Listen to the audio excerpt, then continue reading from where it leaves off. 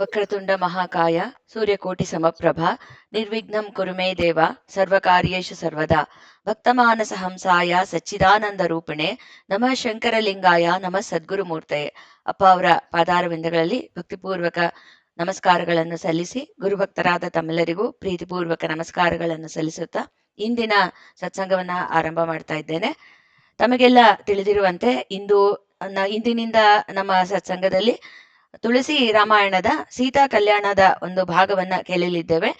ಇದು ರಾಮನವಮಿಯ ಒಂದು ಪ್ರಯುಕ್ತ ನಾವು ಹಮ್ಮಿಕೊಂಡಿರುವಂತ ಎರಡನೇ ಕಾರ್ಯಕ್ರಮ. ಮೊದಲು ನಾವು ರಾಮಾಯಣದಲ್ಲಿ ಪ್ರೀತಿಯ ಮಹತ್ವ ಎಂಬ ವಿಷಯವನ್ನ ಕೇಳಿದ್ವಿ.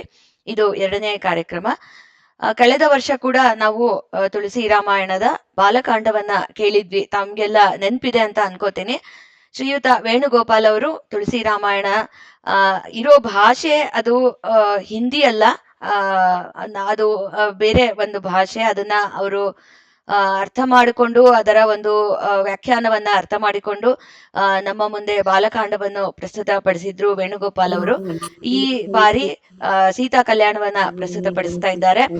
ಹಾಗೆಯೇ ನಿನ್ನೆ ನಮಗೆ ಎಲ್ಲರಿಗೂ ತಿಳಿದಿರುವಂತೆ ಶಂಕರ ಜಯಂತಿ ಹಾಗೂ ರಾಮಾನುಜ ಜಯಂತಿ ಆಗಿದೆ. ಶಂಕರಾಚಾರ್ಯರ ಕುರಿತಾಗಿ ಒಂದು 4 ಮಾತುಗಳನ್ನ ಹೇಳುವುದರ ಮುಖಾಂತರ ಆ ನಂತರ ನಮ್ಮ ಒಂದು ರಾಮ ನವಮಿಯ ಪ್ರಯುಕ್ತ ಕಾರ್ಯಕ್ರಮವಾದ ಸೀತಾ ಕಲ್ಯಾಣವನ್ನ ಹೇಳ್ತಾರೆ ಶ್ರೀಯುತ ವೇಣುಗೋಪಾಲ್ ಅವರು. ಈ ಸೀತಾ ಕಲ್ಯಾಣವು ಒಂದು ವಾರಕ್ಕೆ ನಾವು ಕೇಳಿ ಮುಗಿಸ್ಬಿಡುವಂಥದ್ದಲ್ಲ. ಇದು ಸರಣಿ ರೂಪದಲ್ಲಿ ನಡೆಯುತ್ತೆ. ಒಂದು 3-4 ವಾರಗಳಾಗತ್ತೆ. ಬಹಳ ಸುಂದರವಾದ ಒಂದು ಭಾಗ ಹಾಗೂ ಮಂಗಳಮಯವಾದ ಒಂದು ಭಾಗ. ದಯವಿಟ್ಟು ಎಲ್ಲರೂ ಇದನ್ನ ಕೇಳಿ ಇದರ ಒಂದು ಏನು ಮಹತ್ವ ಇದೆ ಅದು ನಮ್ಮ ಮನಸ್ಸಿನಲ್ಲಿ ಉಳಿಬೇಕು, ಅದರ ಒಂದು ಲಾಭ ನಮ್ಮ ಎಲ್ಲರಿಗೂ ಆಗ್ಲಿ ಅನ್ನೋದು ನನ್ನ ಆಶಯ. ದಯವಿಟ್ಟು ಇದು ಎಲ್ಲವನ್ನು ತುಳಸಿದಾಸರು ಹೇಗೆ ಬರೆದಿದ್ದಾರೆ ಅದ್ಭುತವಾಗಿ, ಅದನ್ನ ನಾವೆಲ್ಲರೂ ಕೇಳೋಣ. ವೇಣುಗೋಪಾಲ್ ಅವರಿಗೆ ಎಲ್ಲರ ಪರವಾಗಿ ಸತ್ಸಂಗಕ್ಕೆ ಆತ್ಮೀಯವಾದ ಸ್ವಾಗತ. ಅವರು ಆರಂಭ ಮಾಡ್ಬೇಕಾಗಿ ವಿನಂತಿ. ವೇಣುಗೋಪಾಲ್ ಅವರೇ. ಸದಾಶಿವ ಸಮಾರಂಭಾಂ ಶಂಕರಾಚಾರ್ಯ ಮಧ್ಯಮಾಂ ಅಸ್ಮದಾಚಾರ್ಯ ಪರ್ಯಂತಾಂ ವಂದೇ ಗುರು ಪರಂಪರಾಂ. ಶೃಂಗೇರಿಯ ಉಭಯ ಗುರುಗಳನ್ನು ನಮಿಸುತ್ತಾ, ನಮ್ಮ ಅಪ್ಪ ಶಂಕರಲಿಂಗ ಭಗವಾನರನ್ನು ನಮಿಸುತ್ತಾ, ಭಕ್ತ ಮಾನಸ ಹಂಸಾಯ ಸಚ್ಚಿದಾನಂದ ರೂಪಿಣೆ ನಮಃ ಶಂಕರಲಿಂಗಾಯ ನಮಃ ಸದ್ಗುರುಮೂರ್ತಯೇ. ಗುರು ಬಾಂಧವರೆಲ್ಲರಿಗೂ ನಮಸ್ಕಾರಗಳು. ನಿನ್ನೆಯಷ್ಟೇ ನಾವೆಲ್ಲ ಶ್ರೀ ಶಂಕರ ಭಗವತ್ಪಾದರ ಜಯಂತಿಯನ್ನು ಆಚರಿಸಿದ್ದೇವೆ. ಮೇರು ಪರ್ವತದಷ್ಟು ಎತ್ತರದಲ್ಲಿರುವ ಶ್ರೀ ಶಂಕರರ ವಿಚಾರವಾಗಿ ಮಾತನಾಡುವ ಯೋಗ್ಯತೆ ನನಗೆ ಒಂದು ತೃಣದಷ್ಟು ಇಲ್ಲ. ಆದರೂ ಅವರ ಜಯಂತಿಯ ಈ ಸುಸಂದರ್ಭದಲ್ಲಿ ಈ ನಮ್ಮ ಸತ್ಸಂಗದಲ್ಲಿ ಅವರ ಬಗ್ಗೆ ಕೆಲವು ವಿಚಾರಗಳನ್ನು ಹೇಳಿ ಅವರನ್ನು ಸ್ಮರಿಸೋಣ. ನಾನು ಅಲ್ಲಿ ಇಲ್ಲಿ ಓದಿದ ಕೇಳಿದ ಕೆಲವು ಉಪನ್ಯಾಸಗಳನ್ನು ಆಧರಿಸಿ ಅವುಗಳನ್ನು ಸಮೀಕರಿಸಿ ನಿಮ್ಮ ಮುಂದೆ ಇದೊಂದು ಕಿರು ಪ್ರಸ್ತುತಿ. ನನ್ನ ಈ ಕಿರು ಪ್ರಸ್ತುತಿಯನ್ನು ಹೊರೆ ಪ್ರಸ್ತುತಿ ಆಗದಂತೆ ಎಚ್ಚರವಹಿಸಿ ಹೆಚ್ಚು ವಿಸ್ತಾರ ಮಾಡಲು ಹೋಗುತ್ತಿಲ್ಲ. ಧರ್ಮಜ್ಞಾನಿಯಾದಾಗ ಶಿಷ್ಟರ ರಕ್ಷಣೆಗಾಗಿ ಮತ್ತು ದುಷ್ಟರ ಶಿಕ್ಷೆಗಾಗಿ ಭಗವಂತನು ಅವತರಿಸುವನೆಂದು ಭಗವದ್ಗೀತೆಯಲ್ಲಿ ಭಗವಂತನು ಅಭಯವನ್ನು ನೀಡಿದ್ದಾನೆ. ಅಂತಹ ಒಂದು ಧರ್ಮನಾಶದ ವಿಷಮ ಸಂದರ್ಭವು ಭಾರತ ದೇಶಕ್ಕೆ ಸುಮಾರು 7-8ರ ಶತಮಾನದ ಮಧ್ಯಭಾಗದಲ್ಲಿ ಒದಗಿ ಬಂದಿತ್ತು. ಈ ಸಂದಿಗ್ಧ ಸಂದರ್ಭದಲ್ಲಿ ಕೇರಳ ರಾಜ್ಯದ ಕಾಲಿಟಿ ಕ್ಷೇತ್ರದಲ್ಲಿ ಮಹಾಚೇತನವೊಂದು ಜನ್ಮ ತಾಳಿತು. ಸಾಕ್ಷಾತ್ ಪರಮೇಶ್ವರನ ಅವತಾರವೆಂದೇ ಭಾವಿಸಲಾದ ಈ ಚೇತನವು ಆದಿ ಶ್ರೀ ಶಂಕರ ಭಗವತ್ಪಾದರೆಂದು ಪ್ರಥಿತವಾಯಿತು. ಇಲ್ಲಿ ನಾನು ಅವರ ಜೀವನಗಾಥೆಯನ್ನು ವಿವರಿಸಲು ಹೋಗುವುದಿಲ್ಲ, ಅದು ಎಲ್ಲರಿಗೂ ತಿಳಿದಿರುವ ಚರಿತ್ರೆಯೇ. ಶ್ರೀ ಶಂಕರರ ಜೀವನ ಚರಿತ್ರೆಯನ್ನು ಅವಲೋಕಿಸಿದಾಗ ಇವರೊಬ್ಬ ಅಸಾಧಾರಣ ಕರ್ತೃತ್ವ ಶಕ್ತಿಯುಳ್ಳ ಮಹಾಪುರುಷರೆಂದು ಯಾರಿಗಾದರೂ ಹೊಳೆಯದಿರದು. ಭರತಖಂಡದ ಆದ್ಯಂತವು ಆ ಕಾಲದಲ್ಲಿ ಕಾಲ್ನಡಿಗೆಯಲ್ಲೇ ಸಂಚರಿಸಿ ವೈದಿಕ ಧರ್ಮವನ್ನು ಪುನರುದ್ಧರಿಸಿ ಕಾರ್ಯವು ಸಾಮಾನ್ಯವಾದದ್ದಲ್ಲ. ವೈದಿಕ ಧರ್ಮದ ತವರು ಮನೆಯಾದ ಈ ಭಾರತ ದೇಶದಲ್ಲಿ ಅದು ಮುಗ್ಗರಿಸುತ್ತಿದೆ ಎಂಬ ಚಿಂತೆಯು ಧರ್ಮವನ್ನು ಮೊದಲಿನ ಉನ್ನತ ಸ್ಥಾನಕ್ಕೆ ಏರಿಸಬೇಕೆಂಬ ಕಳಕಳಿಯು ಆಚಾರ್ಯರನ್ನು ಪ್ರಬಲವಾಗಿ ಪ್ರೇರೇಪಿಸಿರಬೇಕು. ಅದಕ್ಕೋಸ್ಕರ ಅವರು ಕಟಿಬದ್ಧರಾಗಿ ಮಾನಸಿಕ ಹಾಗೂ ದೈಹಿಕ ಶ್ರಮವನ್ನು ಕಡೆಗಣಿಸಿ ಧರ್ಮ ರಕ್ಷಣೆಗಾಗಿ ಪಣತೊಟ್ಟು ಆಸೇತು ಹಿಮಾಚಲ ಪರ್ಯಂತವಾಗಿ ಮತ್ತೆ ಸಂಚರಿಸಿದರು. ಅಷ್ಟು ಚಿಕ್ಕ ವಯಸ್ಸಿನಲ್ಲಿ ಗಳಿಸಿದ ವಿದ್ಯೆ, ವೇದಗಳ ಅಧ್ಯಯನ, ಶಾಸ್ತ್ರ ಪಾಂಡಿತ್ಯ, ವೈದಿಕ ಅವೈದಿಕ ದರ್ಶನಗಳಲ್ಲಿ ಪರಿಣತೆ, ಅಪಾರ ಗ್ರಂಥಗಳ ರಚನೆ, ಇವುಗಳೊಡನೆ ದೇಶ ಪರ್ಯಟನೆ ಇವೆಲ್ಲವನ್ನು ಪರಿಶೀಲಿಸಿ ಆಶ್ಚರ್ಯಚಕಿತರಾದ ವಿದ್ವಾಂಸರು ಭಗವಾನ್ ಶಂಕರನೇ ಶ್ರೀ ಶಂಕರಾಚಾರ್ಯ ರೂಪದಲ್ಲಿ ಅವತರಿಸರೆಂದು ಭಾವಿಸಿರುವುದು ಆಶ್ಚರ್ಯವೇನಲ್ಲ. ಶ್ರೀರಾಮನು ಶ್ರೀಕೃಷ್ಣನು ಧರ್ಮ ಸಂಸ್ಥಾಪನೆಗಾಗಿ ಬಾಹುಬಲವನ್ನು ಪ್ರದರ್ಶಿಸಿದರೆ ಶಂಕರರು ವಿದ್ಯಾಬಲವನ್ನು ಪ್ರದರ್ಶಿಸಿದರೆಂಬುದಷ್ಟೇ ಭೇದ. ಶಂಕರರು ಬಾಲ್ಯದಿಂದಲೇ ವಿರಕ್ತ ಸ್ವಭಾವದವರಾಗಿದ್ದರು. ಅಷ್ಟು ಚಿಕ್ಕ ವಯಸ್ಸಿನಲ್ಲಿಯೇ ಯಾರ ಪ್ರೇರಣೆಯೂ ಇಲ್ಲದೆ ತಾವಾಗಿ ಸನ್ಯಾಸವನ್ನು ಸ್ವೀಕರಿಸಿ ಹಡದೆ ತಾಯಿಯನ್ನು ಬಿಟ್ಟು ದೇಶಾಂತರಕ್ಕೆ ಹೊರಟು ಹೋದರು. ಇಂತಹ ಪರಮ ವೈರಾಗ್ಯವು ಶುಕಮುನಿಗಳಿಗೆ ಮಾತ್ರ ಉಂಟಾಗಿತ್ತೆಂದು ಪುರಾಣ ಕಥೆ ಇದೆ. ಶಂಕರರು ಪ್ರತಿಪಾದಿಸಿದ ಅದ್ವೈತವು ಸುಲಭಗ್ರಾಹ್ಯವಲ್ಲ. ಪರಮಾರ್ಥವಾಗಿ ಈ ವಿಶ್ವಕ್ಕೆ ಮೂಲವಾದದ್ದು ಒಂದೇ ಒಂದು ಪದಾರ್ಥ, ಎರಡೆಂಬುದೇ ಇಲ್ಲ, ಏಕಮೇವಾದ್ವಿತೀಯಂ, ಆತ್ಮವೇದಂ ಸರ್ವಂ ಇತ್ಯಾದಿಯಾಗಿ ಶ್ರುತಿಗಳು ಏಕಕಂಠದಿಂದ ಘೋಷಿಸಿಬಿಟ್ಟಿವೆ. ನಾಮರೂಪಾತ್ಮಕವಾದ ಈ ಜಗತ್ತು ನಮಗಾದರೂ ದ್ವೈತಮಯವಾಗಿಯೇ ತೋರುತ್ತದೆ. ದ್ವೈತವಿಲ್ಲದೆ ನಮ್ಮ ವ್ಯವಹಾರವೇ ನಡೆಯದು. ಈ ಪರಿಸ್ಥಿತಿಯಲ್ಲಿ ಅದ್ವೈತವನ್ನು ಒಪ್ಪಿಕೊಳ್ಳುವುದು ಅತ್ಯಂತ ಕಠಿಣವೆಂಬುದು ಎಲ್ಲರಿಗೂ ಹೊಳೆಯುತ್ತದೆ. ಶಿಶುವಿನಿಂದ ಹಿಡಿದು ವೃದ್ಧನವರೆಗೂ ಸಕಲ ಮಾನವ ಪ್ರಾಣಿಯು ಜಗತ್ತು ಸತ್ಯವೆಂದು ನಂಬಿ ಭೇದ ಬುದ್ಧಿಯಿಂದಲೇ ವ್ಯವಹಾರ ನಡೆದುಕೊಳ್ಳುತ್ತದೆ. ನಾನು, ನೀನು, ಅವನು, ಅವಳು ಎಂಬ ಭೇದವನ್ನು ಯಾರೂ ಹೇಳಿಕೊಡಬೇಕಾಗಿಯೇ ಇಲ್ಲ. ಇಂದ್ರಿಯಗಳಿಗೆ ಗೋಚರವಾಗುವುದಷ್ಟು ಭೇದಮಯವಾಗಿಯೇ ತೋರುತ್ತದೆಯೇ ಹೊರತು ಏಕವಾಗಿ ತೋರುವುದೇ ಇಲ್ಲ. ಹೀಗೆ ಸಮಸ್ತ ಜನತೆಯನ್ನು, ಸಮಸ್ತ ಶಾಸ್ತ್ರಜ್ಞರನ್ನು ಎದುರು ಹಾಕಿಕೊಂಡು ಅವರೆಲ್ಲರಿಗೂ ಸಮಂಜಸವಾದ ಉತ್ತರಗಳನ್ನಿತ್ತು ಅದ್ವೈತವನ್ನು ಸ್ಥಾಪಿಸುವುದು ಸಾಧಾರಣವಾದ ಕಾರ್ಯವಲ್ಲ. ಸಮಸ್ತ ಶಾಸ್ತ್ರಗಳಲ್ಲಿ ಅಗಾಧವಾದ ಪಾಂಡಿತ್ಯವನ್ನು, ಲೋಕೋತ್ತರವಾದ ಮೇಧಾಶಕ್ತಿಯು ಉಳ್ಳ ಮಹಾಪುರುಷನಿಗೆ ಮಾತ್ರ ಸಾಧ್ಯ. ಅದ್ವೈತವು ಅರ್ಥವಾಗದೆ ಹೋದದ್ದರಿಂದಲೇ ಇತರ ದ್ವೈತಶಾಸ್ತ್ರಗಳು ತಲೆದೋರಿದವು. ಅತ್ಯಂತ ಕ್ಲಿಷ್ಟವಾದ ಈ ಕಾರ್ಯದಲ್ಲಿ ಧೈರ್ಯದಿಂದ ಮುನ್ನುಗ್ಗಿ ಎಲ್ಲಾ ಪ್ರತಿವಾದಿಗಳನ್ನು ಜಯಿಸಿ ಅದ್ವೈತ ವೇದಾಂತದ ಧ್ವಜವನ್ನು ಮತ್ತೆ ಗಗನದೆತ್ತರಕ್ಕೆ ಹಾರಿಸಿದ ಕೀರ್ತಿ ಶ್ರೀ ಶಂಕರ ಭಗವತ್ಪಾದರಿಗೆ ಸಲ್ಲುತ್ತದೆ. ಯಾರೂ ಪ್ರವೇಶಿಸದೇ ಇದ್ದ ದಕ್ಷಿಣ ದ್ವಾರದಿಂದ ಪ್ರವೇಶಿಸಿ ಕಾಶ್ಮೀರದ ಸರ್ವಜ್ಞ ಪೀಠಾರೋಹಣವನ್ನು ಮಾಡಿದ್ದು ಒಂದು ಪರಮ ಸಾಧನೆ. ಜಗದ್ಗುರುಗಳಾದ ಶ್ರೀ ಶಂಕರರ ಧೀಶಕ್ತಿಯು ಮೇಲಕ್ಕೆ ಏರಿ ಯಾವ ಸತ್ಯವನ್ನು ಸ್ಪಷ್ಟವಾಗಿ ಕಂಡುಕೊಂಡಿತೋ ಅದನ್ನು ಮೀರಿ ವೇದ ಸಮರ್ಥವಾದ ಇನ್ನೊಂದನ್ನು ಕಾಣಲು ಯಾವ ಧೀಮಂತನು ಈ ಭೂಲೋಕದಲ್ಲಿ ಸಮರ್ಥವಾಗಿಲ್ಲ. ಮುಂದೆ ಬರಬಹುದಾದ ಯಾವ ಜ್ಞಾನಿಯು ವಿಜ್ಞಾನಿಯು ಇದಕ್ಕಿಂತ ಮೇಲೆ ಹೋಗಲಾರ. ಶಂಕರರು ಬೋಧಿಸಿದ ಸಿದ್ಧಾಂತವು ಪರಮಾರ್ಥವಾಗಿ ಯಾವ ಇತರೆ ದರ್ಶನಗಳಿಗೂ ವಿರುದ್ಧವಾದದ್ದಲ್ಲ. ಬೌದ್ಧ ಜೈನಾದಿ ಮತಗಳಿಗೂ ವಿರುದ್ಧವಲ್ಲ. ಕಡೆಗೆ ನಾಸ್ತಿಕ ಮತದೊಡನೆಯೂ ಇದಕ್ಕೆ ಕಲಹವಿಲ್ಲ. ಜಗತ್ತಿನಲ್ಲಿ ಯಾವ ಯಾವ ಮತಗಳಿವೆಯೋ ಅದೆಲ್ಲವನ್ನು ಅದ್ವೈತ ದರ್ಶನವು ತನ್ನ ಉದಾರವೂ ವಿಶಾಲವೂ ಆದ ತೆಕ್ಕೆಯಲ್ಲಿ ಸೇರಿಸಿಕೊಂಡು ಬಿಡುತ್ತದೆ. ಮತ ನಿಮಿತ್ತಕವಾದ ಅಂತಃಕಲಹಗಳಿಂದ ಭಾರತೀಯ ಸಮಾಜವು ವಿಚ್ಛಿತ್ರವಾಗುತ್ತಿದೆ ಎಂದು ವೇದೋಕ್ತವಾದ ಏಕತಾತ್ಮ ಸಿದ್ಧಾಂತದಿಂದಲೇ ಸರ್ವಮತ ಸಾಮರಸ್ಯವನ್ನು ಬೋಧಿಸಿ ರಾಷ್ಟ್ರದ ಏಕತೆಯನ್ನು ಉಳಿಸಬೇಕೆಂದು ಕಾರ್ಯಪ್ರವೃತ್ತರಾದ ವಿಭೂತಿ ಪುರುಷರು ಶ್ರೀ ಶಂಕರಾಚಾರ್ಯರು. ಶಂಕರರ ಸೂಕ್ಷ್ಮ ದೃಷ್ಟಿಗೆ ಎರಡು ಅಂಶಗಳು ಗೋಚರವಾಗಿದ್ದವು: ವೈದಿಕ ಧರ್ಮ ಸಂಸ್ಕೃತಿ ನಾಶ ಮತ್ತು ರಾಜಕೀಯದಿಂದ ತುಂಡು ತುಂಡಾದ ಭಾರತ ರಾಷ್ಟ್ರ. ಇವೆರಡನ್ನು ಸರಿಪಡಿಸಿ ಈ ದೇಶದಲ್ಲಿ ವೈದಿಕ ಧರ್ಮವನ್ನು ನೆಲೆಗೊಳಿಸಿ ಭಾರತದ ಏಕತೆ ಸಮಗ್ರತೆಗಳನ್ನು ರಕ್ಷಿಸದ ಹೊರತು ಸಮಾಜದ ಅಭ್ಯುದಯ ಆಗುವುದಿಲ್ಲವೆಂದು ಅವರು ನಿಶ್ಚಯಿಸಿದರು. ಆಚಾರ್ಯರು ಬದ್ಧ ಕಂಕಣರಾಗಿ ದೇಶಾದ್ಯಂತವೂ ಪಾದಯಾತ್ರೆಗಳನ್ನು ನಡೆಸಿ ಈ ಬೃಹತ್ ಕಾರ್ಯವನ್ನು ಸಾಧಿಸಿದರು.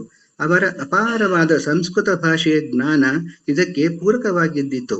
ಒಬ್ಬ ಸನ್ಯಾಸಿಯು ಇಂತಹ ದುಷ್ಕರ ಕಾರ್ಯವನ್ನು ಕೈಗೊಳ್ಳದೆ ಹೋಗಿದ್ದರೆ ವೇದವಾಂಗ್ಮಯವು ಹೇಳ ಹೆಸರಿಲ್ಲದೆ ನಶಿಸಿ ಹೋಗುತ್ತಿತ್ತು. ದೇಶವು ಎಂದೋ ವಿದೇಶಿಯರ ವಶವಾಗಿ ಛಿದ್ರವಾಗುತ್ತಿತ್ತು. ಆಗ ಏಕರಾಷ್ಟ್ರವೆಂಬ ಕಲ್ಪನೆಯೇ ಅಳಿಸಿ ಹೋಗಿ ಮತ್ತೆ ಸ್ವಾತಂತ್ರ್ಯವನ್ನು ಗಳಿಸಲು ಸಾಧ್ಯವಾಗುತ್ತಿರಲಿಲ್ಲ. ಹೀಗೆ ಅಖಂಡ ಭಾರತದಲ್ಲೆಲ್ಲ ಸಂಚರಿಸುತ್ತಿದ್ದ ಸಮಯದಲ್ಲಿಯೇ ಜನತೆಯಲ್ಲಿ ಪ್ರಸಿದ್ಧವಾದ ಪಂಚದೇವತೆಗಳನ್ನು ಆರಿಸಿಕೊಂಡು ಪಂಚಾಯತನ ಪೂಜಾ ಪದ್ಧತಿಯನ್ನು ಆಚರಣೆಗೆ ತಂದರು. ಈ ದೇವತೆಗಳೆಲ್ಲರೂ ಸಮಾನರೇ. ಯಾರನ್ನು ಪೂಜಿಸಿದರೂ ಜಗದೀಶ್ವರನಿಗೆ ಸಲ್ಲುವುದು. ಒಬ್ಬನೇ ಈಶ್ವರನು. ಭಕ್ತರ ರುಚಿಭೇದದಿಂದ ವಿಭಿನ್ನ ನಾಮರೂಪಗಳನ್ನು ಧರಿಸಿದಂತೆ ಕಾಣುತ್ತಾನೆ ಎಂಬ ವಿಶ್ವಾಸವು ಜನತೆಯಲ್ಲಿ ಮೂಡಲೆಂದೇ ಈ ಪೂಜಾ ಪದ್ಧತಿಯ ಉದ್ದೇಶ. ಶ್ರೀ ಶಂಕರರು ತಮ್ಮ ಭಾಷ್ಯಗಳಲ್ಲಿ ಯಾವ ಮತಚಿಹ್ನೆಗಳನ್ನು ಹೇಳಲೇ ಇಲ್ಲ. ಅವರು ಯಾವ ಹೊಸ ಮತವನ್ನು ಸ್ಥಾಪಿಸಲಿಲ್ಲವಾದ್ದರಿಂದ ಮತಾಂತೀಕರಣದ ಪ್ರಶ್ನೆಯೇ ಬರಲಿಲ್ಲ.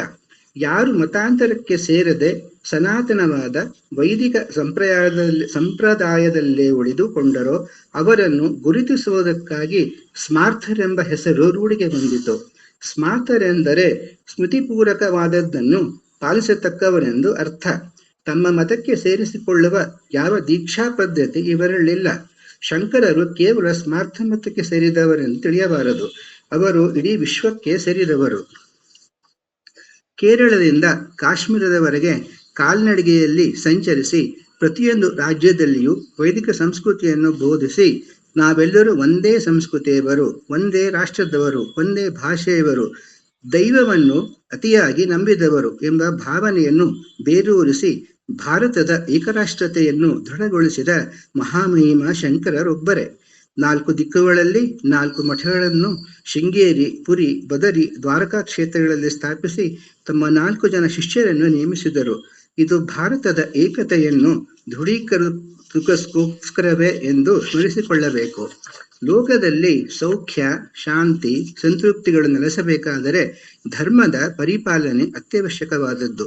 ಧರ್ಮಕ್ಕೆ ಆಧ್ಯಾತ್ಮ ಜ್ಞಾನದ ಬಲವಿಲ್ಲದೆ ಹೋದರೆ ಅದು ನಿಸ್ಸತ್ವವಾಗಿ ಹೋಗುತ್ತದೆ. ಆಚಾರ್ಯರು ಹೇಳಿದ್ದು ಜಗತ್ ಪರಿಪಾಲನೆಯ ವಿಷಯ, ಒಂದು ಗುಂಪಿನ, ಒಂದು ಪಂಗಡದ ಪರಿಪಾಲನೆಯಲ್ಲ. ಇದು ಆಚಾರ್ಯರ ದೃಷ್ಟಿ ಎಷ್ಟು ವಿಶಾಲವಾಗಿತ್ತು ಎಂಬುದಕ್ಕೆ ಸಾಕ್ಷಿಯಾಗಿದೆ. ಆಚಾರ್ಯರಿಂದ ಸಂಸ್ಕೃತ ಸಾಹಿತ್ಯವು ಸಮೃದ್ಧವಾಗಿ ಬೆಳೆಯಿತು. ಪ್ರಸ್ಥಾನತ್ರಯ ಭಾಷ್ಯಗಳು, ವಿವೇಕ ಚೂಡಾಮಣಿ, ವಿಷ್ಣು ಸಹಸ್ರನಾಮ ಭಾಷ್ಯ, ಅದ್ವೈತದ ಮೇಲೆ ಸಂಸ್ಕೃತದಲ್ಲಿ ರಚಿತವಾಗಿರುವ ಗ್ರಂಥಗಳ ಪಟ್ಟಿಯನ್ನು ಮಾಡಿ ಮುಗಿಸಲು ಸಾಧ್ಯವಿಲ್ಲ. ಇಷ್ಟು ಗ್ರಂಥಗಳನ್ನು ಇನ್ನು ಯಾವ ಶಾಸ್ತ್ರವನ್ನು ಕುರಿತು ರಚಿತವಾಗಿಲ್ಲ. ಇನ್ನು ಸ್ತೋತ್ರ ಸಾಹಿತ್ಯದಲ್ಲಂತೂ ಆಚಾರ್ಯರಿಗೆ ಅಗ್ರಸ್ಥಾನವಿದೆ. ನಮಸ್ಕಾರ ಸ್ತತಾಚೀಶ್ಚ ಸಿದ್ಧಾಂತೋಕ್ತಿ ಪರಾಕರ್ಮ ವಿಭೂತಿ ಪ್ರಾರ್ಥನಾ ಚೇತಿ ಷಡ್ವಿಧ್ವಂ ಸ್ತೋತ್ರ ಲಕ್ಷಣಂ ಎಂಬುದಾಗಿ ಪ್ರಾಚೀನರು ಸ್ತೋತ್ರವನ್ನು 6 ವಿಧ ಎಂದು ಹೆಸರಿಸಿದ್ದಾರೆ. ಅಂದರೆ ನಮಸ್ಕಾರ ರೂಪವಾದ, ಆಶೀರ್ವಾದ ರೂಪವಾದ, ಸಿದ್ಧಾಂತಗಳನ್ನು ತಿಳಿಸುವ, ಪರಾಕ್ರಮವನ್ನು ಪ್ರಕಟಿಸುವ, ವಿಭೂತಿಯನ್ನು ತೋರಿಸುವ ಹಾಗೂ ಪ್ರಾರ್ಥನಾ ರೂಪ ಶ್ಲೋಕಗಳನ್ನೆಲ್ಲ ಸ್ತೋತ್ರಗಳೆಂದು ಕರೆದಿರುತ್ತಾರೆ. ಶಂಕರರು ಈ 6 ವಿಧದಲ್ಲಿ ಸ್ತೋತ್ರಗಳನ್ನು ರಚಿಸಿರುವುದನ್ನು ಕಾಣುತ್ತೇವೆ. ಆಚಾರ್ಯರ ಸ್ತೋತ್ರ ಗ್ರಂಥಗಳಲ್ಲಿ ಎಲ್ಲಾ ದೇವತೆಗಳ ಸ್ತುತಿಗಳು ಇವೆ. ಶಿವ, ವಿಷ್ಣು, ದುರ್ಗಾ, ಗಣೇಶ, ಸುಬ್ರಹ್ಮಣ್ಯ, ರಾಮ, ಶಾರದ, ಲಕ್ಷ್ಮಿ, ವಿಷ್ಣುವಿನ ದಶಾವತಾರಗಳು ಇವಲ್ಲದೆ ಅವರು ಯಾತ್ರೆಯಲ್ಲಿ ಸಂದರ್ಶಿಸಿದ ಕ್ಷೇತ್ರ ದೇವತೆಗಳ ಕುರಿತು ಹೀಗೆ ಹಲವಾರು. ಈ ಅದ್ವೈತ ಸಿದ್ಧಾಂತದಲ್ಲಿ ಜಗತ್ತಿನಲ್ಲಿರುವ ಸಕಲ ದೇವತಾ ಕಲ್ಪನೆಗಳು ಯಾವ ವಿರೋಧವೂ ಇಲ್ಲದೆ ಹೊಂದಿಕೊಳ್ಳುತ್ತವೆ. ಭಗವಂತನು ಸಾಕಾರ, ನಿರಾಕಾರ, ಸಗುಣ, ನಿರ್ಗುಣ, ಸ್ತ್ರೀ ಪುರುಷ ಎಂಬ ವಾದಕ್ಕೆ ಅವಕಾಶವೇ ಇಲ್ಲ. ಪರಮಾತ್ಮನು ತನ್ನಲ್ಲಿಯೇ ಇರುವ ಆತ್ಮಸ್ವರೂಪಿ ಬ್ರಹ್ಮವೇ. ಆದರೂ ನಿರಾಕಾರಿಯಾದ ಅವನನ್ನು ಗ್ರಹಿಸಲು ಆಕಾರದಿಂದ ಕಾಣಬೇಕಾಗುತ್ತದೆ, ಅಂದರೆ ಸಗುಣ ರೂಪದಿಂದ. ಶಂಕರರು ಮುಕ್ತಿಗೆ ಕರ್ಮದಿಂದ ಭಕ್ತಿ, ಭಕ್ತಿಯಿಂದ ಜ್ಞಾನ, ಜ್ಞಾನದಿಂದ ಮುಕ್ತಿ ಎಂದು ಪ್ರತಿಪಾದಿಸುತ್ತಾರೆ. ಹುಟ್ಟು ಸಾವೆಂಬ ಸಂಸಾರ ಬಂಧನದಿಂದ ವಿಮೋಚನೆ ಹೊಂದುವುದೇ ಮುಕ್ತಿ. ಹೀಗೆ ಜ್ಞಾನವನ್ನು ಪಡೆಯಲು ಕರ್ಮ ಮತ್ತು ಭಕ್ತಿಯ ಹಾದಿ ತುಳಿಯಬೇಕು. ವೇದೋಕ್ತವಾದ ಕರ್ಮವನ್ನು ಮಾಡುವುದರಿಂದ ಪರಮಾತ್ಮನಲ್ಲಿ ಭಕ್ತಿ ಸಂಪಾದಿಸಬೇಕು. ಭಕ್ತಿಯಲ್ಲಿ ಸಾಕಾರನಾದ ಪರಮಾತ್ಮನನ್ನು ವಿವಿಧ ರೂಪಗಳಲ್ಲಿ ಭಕ್ತನು ನೋಡುತ್ತಾನೆ. ವಿವಿಧ ಹಂತಗಳಲ್ಲಿ ದೇವರನ್ನು ಕಾಣಲು ದೇವತಾ ಸ್ತೋತ್ರಗಳು ಅತ್ಯವಶ್ಯಕ. ಇದನ್ನು ಗ್ರಹಿಸಿದ ಶಂಕರರು ನಮ್ಮಂತಹ ಸಾಧಾರಣ ಮುಮುಕ್ಷುಗಳಿಗೆ ಅನುಕೂಲವಾಗಲು ಅನೇಕ ಸ್ತೋತ್ರಗಳನ್ನು ರಚಿಸಿದ್ದಾರೆ. ಇದು ಅವರ ಕರುಣೆ ಹಾಗೂ ಕಾಳಜಿ. ಈ ನಿಟ್ಟಿನಲ್ಲಿ ಅವರು ರಚಿಸಿರುವ ಅನೇಕ ಮಾನಸ ಪೂಜಾ ಸ್ತೋತ್ರಗಳು ಬಹಳ ಉಪಯೋಗವಾಗುತ್ತವೆ.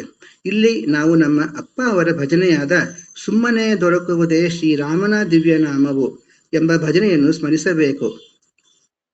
ಆ ಕಂತುಪಿತನನ್ನ ದಿವ್ಯ ನಾಮವನ್ನು ನಮ್ಮ ಅಂತರಂಗದಲ್ಲಿ ಬಚ್ಚಿಟ್ಟುಕೊಂಡು ಆ ದಿವ್ಯಮಂಗಳ ಮೂರ್ತಿಯನ್ನು ನಮ್ಮ ಕಣ್ಣುಗಳಲ್ಲಿ ತಂದುಕೊಂಡು ನಿಶ್ಚಿಂತರಾಗಿ ಅವನನ್ನು ನೋಡುತ್ತಾ ಭಕ್ತಿ ರಸದಲ್ಲಿ ಮುಳುಗುವುದು ಎಷ್ಟು ಆನಂದ! ಇದು ಸತತ ಅಭ್ಯಾಸದಿಂದ ಮಾತ್ರ ಸಾಧ್ಯ. ಆಚಾರ್ಯರ ಇನ್ನೊಂದು ವಿಶೇಷವಾದ ದೃಷ್ಟಿಕೋನದ ಬಗ್ಗೆ ಹೇಳಿ ನನ್ನ ಈ ಪ್ರಸ್ತುತಿಯನ್ನು ಮುಗಿಸುತ್ತೇನೆ. ಅದೇನೆಂದರೆ, ಅವರಿಗಿದ್ದ ವಿಶ್ವವೇ ನಮ್ಮ ಕುಟುಂಬ ಎಂಬ ದೃಢವಾದ ಭಾವ. ಅಣ್ಣ ತಮ್ಮಂದಿರು ತಂದೆಯ ಒಂದೇ ರಕ್ತವು ಹರಿಯುವುದರಿಂದ ಅವರು ಜಗಳವಾಡದೆ ಭಾತೃವಾತ್ಸಲ್ಯದಿಂದ ಬಾಳಬೇಕಾಗುತ್ತದೆ. ಸರ್ವೇ ಸಾಮಾನ್ಯವಾದ ಮಾತು. ಆಚಾರ್ಯರು ಇನ್ನೂ ಮುಂದೆ ಹೋಗಿ, ಈ ಪೃಥ್ವಿಯಲ್ಲಿರುವ ಸಕಲ ಮಾನವರು ಅಣ್ಣ ತಮ್ಮಂದಿರೇ, ನೀವೆಲ್ಲರೂ ಆ ಪರಮಾತ್ಮನ ಮಕ್ಕಳೇ, ಪರಮಾತ್ಮನ ಪ್ರತಿಬಿಂಬಗಳೇ, ಅವನ ಸ್ವರೂಪವೇ. ಎಲ್ಲರೂ ನಿಮ್ಮ ಆತ್ಮವೇ ಆಗಿರುವಾಗ ಜಗಳವೇತಕ್ಕೆ? ತಾನೇ ತನ್ನ ಕೈಕಾಲು ಕಣ್ಣುಗಳು ಕಲಹ ಮಾಡಿದಂತೆ ಹಾಸ್ಯಾಸ್ಪದ ಎಂದು ಬೋಧಿಸಿದ್ದಾರೆ. ಶಂಕರರ ಬೋಧೆಯನ್ನು ಜನರು ಸರಿಯಾಗಿ ಅರ್ಥ ಮಾಡಿಕೊಂಡರೆ ವಿಶ್ವವೇ ನಮ್ಮ ಕುಟುಂಬವೆಂಬ ಭಾವನೆಯು ದೃಢವಾಗುತ್ತದೆ. ತಿಳಿದವರು ಹೇಳುವಂತೆ ವಾಲ್ಮೀಕಿ ಮುನಿಗಳ ಕವಿತಾ ನೈಪುಣ್ಯ, ವ್ಯಾಸರ ಕರ್ತೃತ್ವ ಶಕ್ತಿ, ಶುಕರ ವೈರಾಗ್ಯ, ನಾರದರ ಭಕ್ತಿ, ಪತಂಜಲಿ ಮಹರ್ಷಿಗಳ ಪ್ರತಿಭೆ, ವಸಿಷ್ಠರ ತಪಸ್ಸು ಇವೆಲ್ಲವೂ ಶ್ರೀ ಶಂಕರಾಚಾರ್ಯರೆಂಬ ಒಬ್ಬ ವ್ಯಕ್ತಿಯಲ್ಲಿ ನೆಲೆಸಿದ್ದವು. ಇಂತಹ ವಿಭೂತಿ ಪುರುಷನನ್ನು ನಾವು ಪ್ರತಿನಿತ್ಯ ಕೃತಜ್ಞತೆಯಿಂದ ಸ್ಮರಿಸೋಣ. ಅಪ್ಪನ ಪ್ರೇರಣೆ ಆಶೀರ್ವಾದದಿಂದ ಅಂತಹ ಮಹಾವಿಭೂತಿಯ ಬಗ್ಗೆ 4 ಮಾತುಗಳನ್ನು ಹೇಳುವ ಮತಿ ಮತ್ತು ಶಕ್ತಿಯನ್ನು ದೊರೆಯಿತು ಎಂದು ಭಾವಿಸುತ್ತಾ ಇಲ್ಲಿಗೆ ಸಮಾಪ್ತಿ ಮಾಡುತ್ತೇನೆ. ಜೈ ಶಂಕರಲಿಂಗ.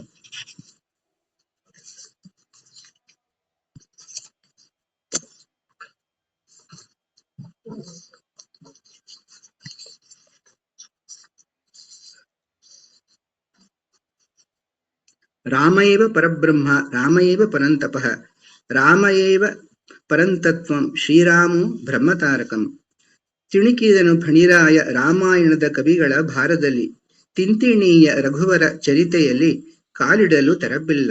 ಬಡಗು ಕವಿಗಳ ಲೆಕ್ಕಿಪನೆ ಸಾಕೆಣಿಸಿದರು ಶುಕರೂಪನಲ್ಲವೇ. ಕುಣಿಸಿ ನಗನೆ ಕವಿ ಕುಮಾರವ್ಯಾಸ ನುಡಿದವರ. ವಾಲ್ಮೀಕಿ ಮಹರ್ಷಿಗಳು ರಾಮಾಯಣದ ಮೂಲ ಕವಿಗಳಾದರೂ ಶುದ್ಧ ಸಂಸ್ಕೃತದಲ್ಲಿರುವ ಇದು ಜನಸಾಮಾನ್ಯರಿಗೆ ಕಬ್ಬಿಣದ ಕಡಲೆ ಎನಿಸಿ ಎಲ್ಲ ಧರ್ಮಗಳು ಎಲ್ಲ ಭಾಷೆಗಳಲ್ಲೂ ತಮ್ಮ ಪ್ರಾಂತೀಯ ಭಾಷೆಗಳಲ್ಲಿ ತಮ್ಮ ತಮ್ಮ ಅಭಿರುಚಿಗೆ ಸಾಮಾನ್ಯರಿಗೆ ಅರ್ಥವಾಗುವಂತೆ ಅದು ಉದ್ಗತವಾಗುವಂತೆ ಸ್ವಲ್ಪ ಬದಲಾವಣೆಗಳನ್ನು ಮಾಡಿ ರಚನೆಯನ್ನು ಮಾಡಿದ್ದಾರೆ. ಅದೆಷ್ಟು ಕವಿಗಳು ರಾಮಾಯಣವನ್ನು ರಚಿಸಿದ್ದಾರೆಂದರೆ ಆ ಕವಿಗಳ ಭಾರವನ್ನು ತಾಳಲಾರದೆ ಭೂಮಂಡಲವನ್ನು ಹೊತ್ತಿರುವ ಆದಿಶೇಷನು ತಿಣುಕಿದನು ಎಂಬುದು ಕುಮಾರವ್ಯಾಸನ ಉದ್ಗಾರ. ತಿಳಿದವರ ಪ್ರಕಾರ ರಾಮಾಯಣ ನಡೆದು ಇಂದಿಗೆ 8,99,125 ವರ್ಷಗಳೇ ಕಳೆದಿದ್ದರೂ ರಾಮಾಯಣ ಇಂದಿಗೂ ಮನೆ ಮನೆಯ ಮಾತು. ಕಾರಣ ಶ್ರೀರಾಮಚಂದ್ರನ ವ್ಯಕ್ತಿತ್ವ. ವಾಲ್ಮೀಕಿ ಮಹರ್ಷಿಗಳು ಪ್ರಾರಂಭದಲ್ಲೇ ಶ್ರೀರಾಮನ 55 ಗುಣಗಳನ್ನು ಪಟ್ಟಿ ಮಾಡಿದ್ದಾರೆ. ಅಷ್ಟೊಂದು ಗುಣಗಳು ಒಬ್ಬ ವ್ಯಕ್ತಿಯಲ್ಲಿರಲು ಸಾಧ್ಯವೇ? ಸಾಧ್ಯ. ಆ ಕಾರಣದಿಂದಲೇ ರಾಮನು ಮರ್ಯಾದಾ ಪುರುಷೋತ್ತಮನ ಎಂದು ಸ್ವಯಂ ರಾಕ್ಷಸ ಕುಲದವನಾದ ಮಾರೀಚನು ಶ್ರೀರಾಮನು ಧರ್ಮದ ಸಾಕಾರ ಮೂರ್ತಿ ಎಂದು ಉದ್ಗರಿಸಿದ. ಇಂತಹ ರಚಿತವಾಗಿರುವ ಅನೇಕ ರಾಮಾಯಣಗಳಲ್ಲಿ ಉತ್ತರ ಭಾರತದಲ್ಲಿ ಬಹಳ ಪ್ರಚಲಿತವಾದ ನಿತ್ಯ ಪಾರಾಯಣಗೊಳ್ಳುವ ಗ್ರಂಥ ಗಳಲ್ಲಿ ಶ್ರೀ ತುಳಸಿದಾಸ್ ರಚಿಸಿರುವ ಅವಧಿ ಭಾಷೆಯಲ್ಲಿರುವ ಶ್ರೀರಾಮಚರಿತ ಮಾನಸ. ಶ್ರೀ ತುಳಸಿದಾಸರ ಚರಿತ್ರೆ ಹಿಂದಿನ ಸಂಚಿಕೆಗಳಲ್ಲಿ ವಿಸ್ತಾರವಾಗಿ ಹೇಳಿದ್ದೇನೆ. ಹಾಗೆಯೇ ರಾಮಚರಿತ ಮಾನಸದ ಬಾಲಖಂಡದ ಪಾರಾಯಣವು ಹೋದ ವರ್ಷದ ಶ್ರೀರಾಮನವಮಿಯಿಂದ ಪ್ರಾರಂಭವಾಗಿತ್ತು. ಕಾರಣಾಂತರಗಳಿಂದ ಪೂರ್ಣಗೊಳಿಸಲು ಆಗಿರಲಿಲ್ಲ. ಶ್ರೀರಾಮಚರಿತ ಮಾನಸ ಮೂಲ ಗ್ರಂಥ ಅವಧಿ ಭಾಷೆಯಲ್ಲಿರುವ ದೋಹ ಹಾಗೂ ಚೌಪಾಯಿಗಳನ್ನು ಹೇಳದೆ ನಾನು ನೇರವಾಗಿ ಕನ್ನಡದಲ್ಲಿ ವಿವರಣೆಯನ್ನು ಹೇಳುತ್ತೇನೆ. ಹಿಂದಿನ ಸಂಚಿಕೆಯಲ್ಲಿ ಶ್ರೀರಾಮಲಕ್ಷ್ಮಣರು ವಿಶ್ವಾಮಿತ್ರ ಋಷಿಗಳೊಂದಿಗೆ ಅವರ ಯಜ್ಞ ರಕ್ಷಣೆಗಾಗಿ ಬಂದಾಗ ಶ್ರೀರಾಮನು ತನ್ನ ಪಾವನವು ಶೋಕ ವಿಮೋಚಕವೂ ಆದ ಪಾದವನ್ನು ಗೌತಮರ ಶಾಪದಿಂದ ಕಲ್ಲಾಗಿದ್ದ ಅವರ ಪತ್ನಿ ಅಹಲ್ಯಾದೇವಿಯನ್ನು ಸೋಂಕಿಸಿದಾಗ ತಕ್ಷಣವೇ ಅಹಲ್ಯೆಯು ಶಾಪ ವಿಮೋಚಕಳಾಗಿ ಬಂಡೆಯಿಂದ ಒಡಮೂಡಿದಳು. ತದನಂತರ ಧನ್ಯತಾ ಭಾವದಿಂದ ಶ್ರೀರಾಮನ ಚರಣಗಳಿಗೆ ನಮಸ್ಕರಿಸುತ್ತಾ ಮಹದಾನಂದದಿಂದ ತನ್ನ ಪತಿಯ ಬಳಿಗೆ ಹೋದಳು ಎಂಬ ಘಟ್ಟಕ್ಕೆ ನಿಂತಿತ್ತು. ಈಗ ಒಂದು ಮಂಗಳ ಚರಣದೊಂದಿಗೆ ಮುಂದುವರೆಸೋಣ.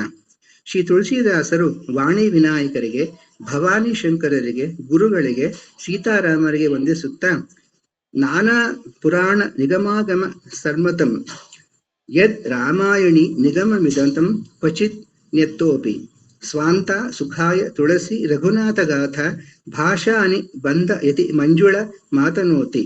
ನಾನಾ ವಿಧವಾದ ಪುರಾಣಗಳು, ವೇದಗಳು, ಆಗಮಗಳಿಗೆ ಸಂಭ್ರವಾದದ್ದು ಆದಿಕಾವ್ಯ ವಾಲ್ಮೀಕಿ ರಾಮಾಯಣದಲ್ಲಿ, ಆಧ್ಯಾತ್ಮ ರಾಮಾಯಣದಲ್ಲಿ ಹಾಗೂ ಬೇರೆಡೆಗಳೆಲ್ಲದಲ್ಲೂ ದೊರೆತ ಶ್ರೀ ರಘುನಾಥನ ಮಂಗಳ ಕಥೆಯನ್ನು ತುಳಸೀದಾಸರು ತನ್ನ ಅಂತಃಕರಣದ ಸುಖಕ್ಕಾಗಿ ಅತ್ಯಂತ ಮನೋಹರವಾದ ಜನಭಾಷೆಯಲ್ಲಿ ವಿಸ್ತಾರವಾಗಿ ವಿತರಿಸುತ್ತಾರೆ ಎಂಬುದು ಮೇಲಿನ ಈ ಶ್ಲೋಕದ ತಾತ್ಪರ್ಯ.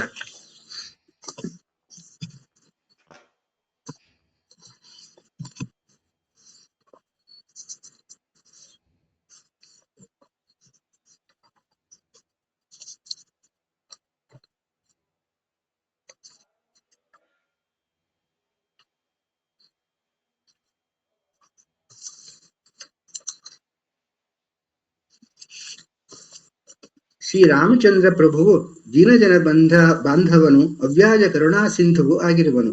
ತುಳಸೀದಾಸರು ಹೇಳುತ್ತಾರೆ, ಎಲೆ ಮೂಢ ಮನಸ್ಸೆ, ಕಪಟವೇ ಮುಂತಾದ ಜಂಜಾಟಗಳನ್ನು ಬಿಟ್ಟು ಅವನನ್ನು ಭಜಿಸುತ್ತಿರು.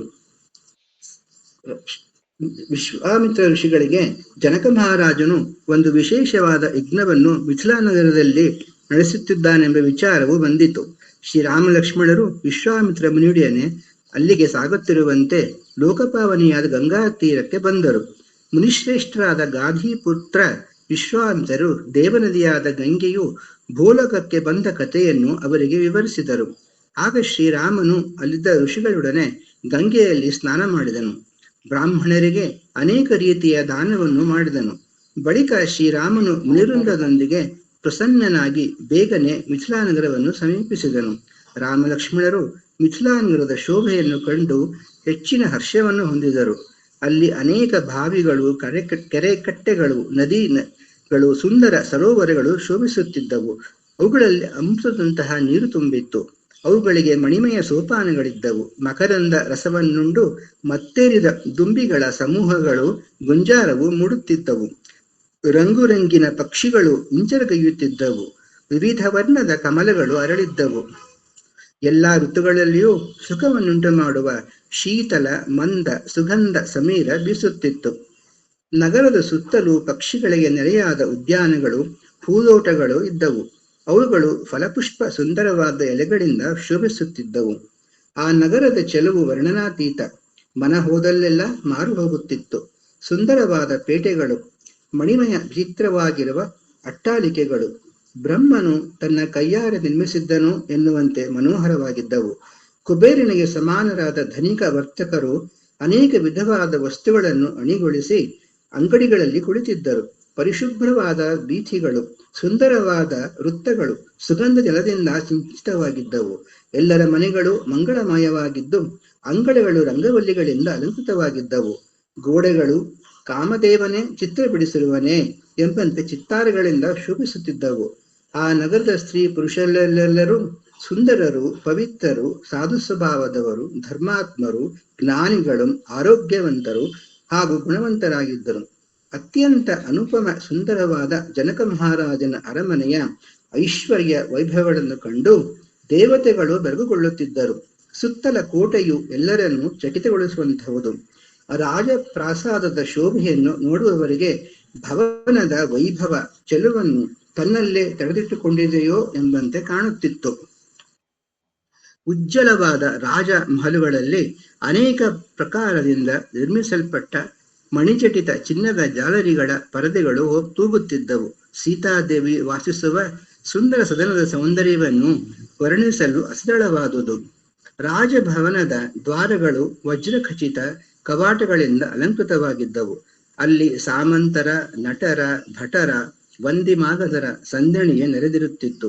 ವಿಶಾಲವಾದ ಅಶ್ವಶಾಲೆಗಳು, ಗಜಶಾಲೆಗಳು, ರಥಶಾಲೆಗಳು, ಅಸಂಖ್ಯಾತವಾದ ಗಜ ಹಯ ರಥಗಳಿಂದ ತುಂಬಿರುತ್ತಿದ್ದವು. ಆ ಊರಿನಲ್ಲಿ ಅನೇಕ ಮಂದಿ ಶೂರವೀರರು, ಮಂತ್ರಿ, ಸೇನಾಪತಿಗಳಿದ್ದರು. ಅವರೆಲ್ಲರ ಮನೆಗಳು ಕೂಡ ಅರಮನೆಯಂತೆ ಭವ್ಯವಾಗಿದ್ದವು.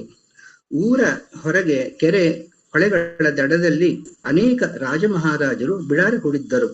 ಅಲ್ಲೇ ಸನಿಹದಲ್ಲಿಯೇ ಎಲ್ಲ ರೀತಿಯ ಸೌಲಭ್ಯಗಳನ್ನೊಡಗೂಡಿದ ಒಂದು ಮಾವಿನ ತೋಪನ್ನು ಕಂಡು ವಿಶ್ವಾಮಿತ್ರರು, ರಘುವೀರ, ಈ ಪ್ರದೇಶವು ನನಗೆ ತುಂಬಾ ಇಷ್ಟವಾಗಿದೆ, ಇಲ್ಲೇ ತಂಗೋಣ ಎಂದು ಹೇಳಿದರು. ಕೃಪಾನಿಕೇತನಾದ ಶ್ರೀರಾಮನು, ಗುರುಗಳೇ, ಹಾಗೆಯೇ ಆಗಲಿ ಎಂದು ಹೇಳಿ ಮುನಿಗಳ ಸಮೂಹದೊಂದಿಗೆ ಅಲ್ಲೇ ತಂಗಿದನು. ವಿಶ್ವಾಮಿತ್ರರ ಆಗಮನದ ವಾರ್ತೆಯನ್ನು ಸೇವಕರು ಜನಕ ಮಹಾರಾಜನಿಗೆ ಮುಟ್ಟಿಸಿದರು. ವಾರ್ತೆಯು ಮುಟ್ಟಿದ ಕ್ಷಣ ಜನಕ ಮಹಾರಾಜನು ತನ್ನ ಸ್ವಾಮಿ ಭಕ್ತ ಮಂತ್ರಿಗಳು, ಸುಭಟರು, ಭೂಸುರರು, ಗುರುಶತಾನಂದರು ಹಾಗೂ ಅನೇಕ ಬಂಧು ಬಳಗಗಳೊಡನೆ ಸಂತೋಷದಿಂದ ಮುನಿಯನ್ನು ಎದುರುಗೊಳ್ಳಲು ಹೊರಟನು.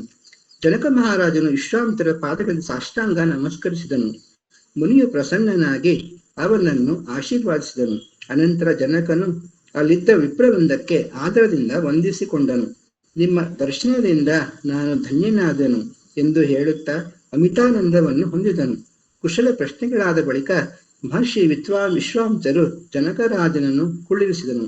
ಅದೇ ವೇಳೆಗೆ ಹೂದೋಟವನ್ನು ನೋಡಲು ಹೋಗಿದ್ದ ರಾಮಲಕ್ಷ್ಮಣರಿಬ್ಬರು ಅಲ್ಲಿಗೆ ಬಂದರು. ಸುಕುಮಾರ ಕಿಶೋರರಾದ ಆ ಶ್ಯಾಮ ಮತ್ತು ಗೌರವರ್ಣದ ಕುಮಾರರು, ಕಣ್ಣುಗಳಿಗೆ ಮುದವನ್ನು ನೀಡುವವರು, ವಿಶ್ವಚಿತ್ತಾಪಹಾರಿಗಳು ಆದ ರಘುನಾಥನು ಅಲ್ಲಿಗೆ ಬಂದಾಗ ಎಲ್ಲರೂ ಅವರ ತೇಜಸ್ಸು ರೂಪಗಳಿಗೆ ಪ್ರಭಾವಿತರಾಗಿ ಎದ್ದು ನಿಂತರು. ವಿಶ್ವಾಮಿತ್ರರು ಅವರನ್ನು ಬಳಿಯಲ್ಲಿ ಕುಳ್ಳರಿಸಿಕೊಂಡರು.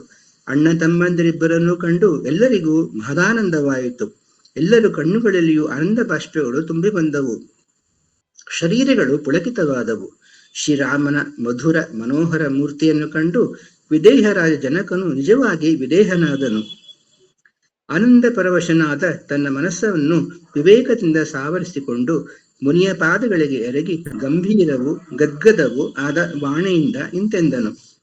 ಪೂಜ್ಯರೇ, ಈ ಬಾಲಕರು ಮುನಿಕುಲ ತಿಲಕರು ಅಲ್ಲಿ ಇಲ್ಲವೇ ಯಾರಾದರೂ ನೃಪಕುಲ ಪಾಲಕರು ತಿಳಿಸಿರಿ, ಅಥವಾ ವೇದಗಳು ನೇತಿ ನೇತಿ ಎಂದು ಹೊಗಳುತ್ತಿರುವ ನಿರ್ಗುಣ ನಿರಾಕಾರವಾದ ಪರಬ್ರಹ್ಮನೇ ಏನಾದರೂ ಸಗುಣ ಸಾಕಾರವಾಗಿ ಯುಗಳ ರೂಪವನ್ನು ಧರಿಸಿ ಬಂದಿರುವನು?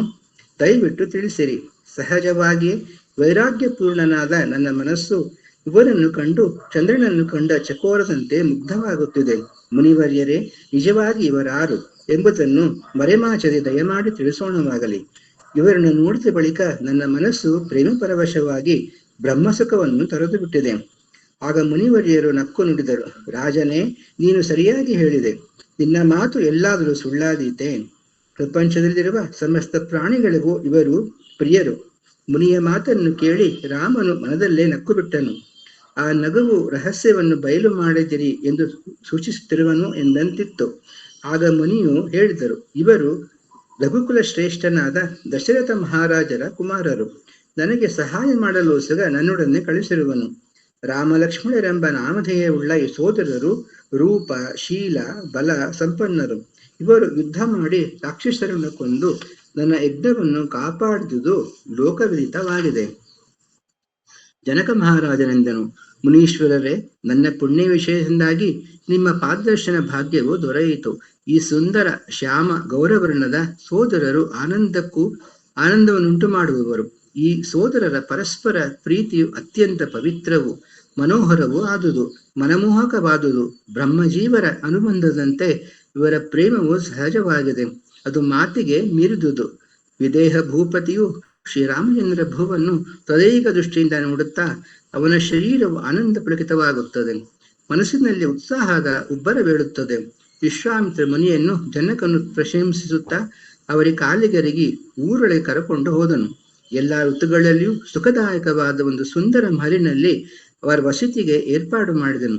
ಉಚಿತವಾದ ಎಲ್ಲಾ ರೀತಿಯ ಪೂಜೆ ಸೇವೆ ಸಲ್ಲಿಸಿ ರಾಜನು ಮುನಿಯ ಅಪ್ಪಣೆ ಪಡೆದು ಅರಮನೆಗೆ ಮರಳಿದನು. ರಘುವಂಶ ಶಿರೋಮಣಿಯಾದ ಶ್ರೀರಾಮನು ಋಷಿಗಳೊಡಗೂಡಿ ಭೋಜನಾದಿಗಳನ್ನು ಮುಗಿಸಿ ವಿಶ್ರಾಂತಿಯನ್ನು ಪಡೆದು ಲಕ್ಷ್ಮಣನೊಡನೆ ಕುಳಿತುಕೊಂಡಿದ್ದನು. ಆಗ ಒಂದು ಜಾವ ಮಾತ್ರ ಹಗಲು ಉಳಿದಿತ್ತು. ಲಕ್ಷ್ಮಣನಲ್ಲಿ ಜನಕಪುರದ ಶೋಭೆಯನ್ನು ನೋಡಬೇಕೆಂಬ ಬಯಕೆ ತೀವ್ರವಾಗಿತ್ತು. ಆದರೆ ಅಣ್ಣನಾದ ಶ್ರೀರಾಮನ ಭಯ, ಮುನಿಯ ಆತಂಕ.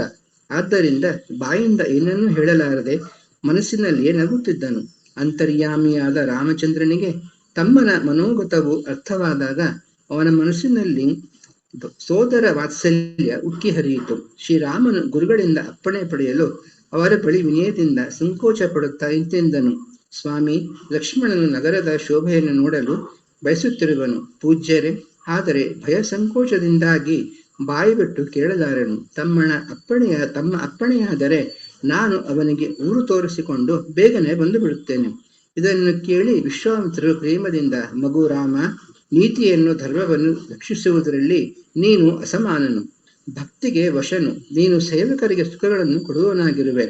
ಸುಖನಿಧಾನರಾದ ನೀವಿಬ್ಬರು ಸೋದರರು ಹೋಗಿ ನಗರದ ಶೋಭೆಯನ್ನು ನೋಡಿಕೊಂಡು ಬನ್ನಿ.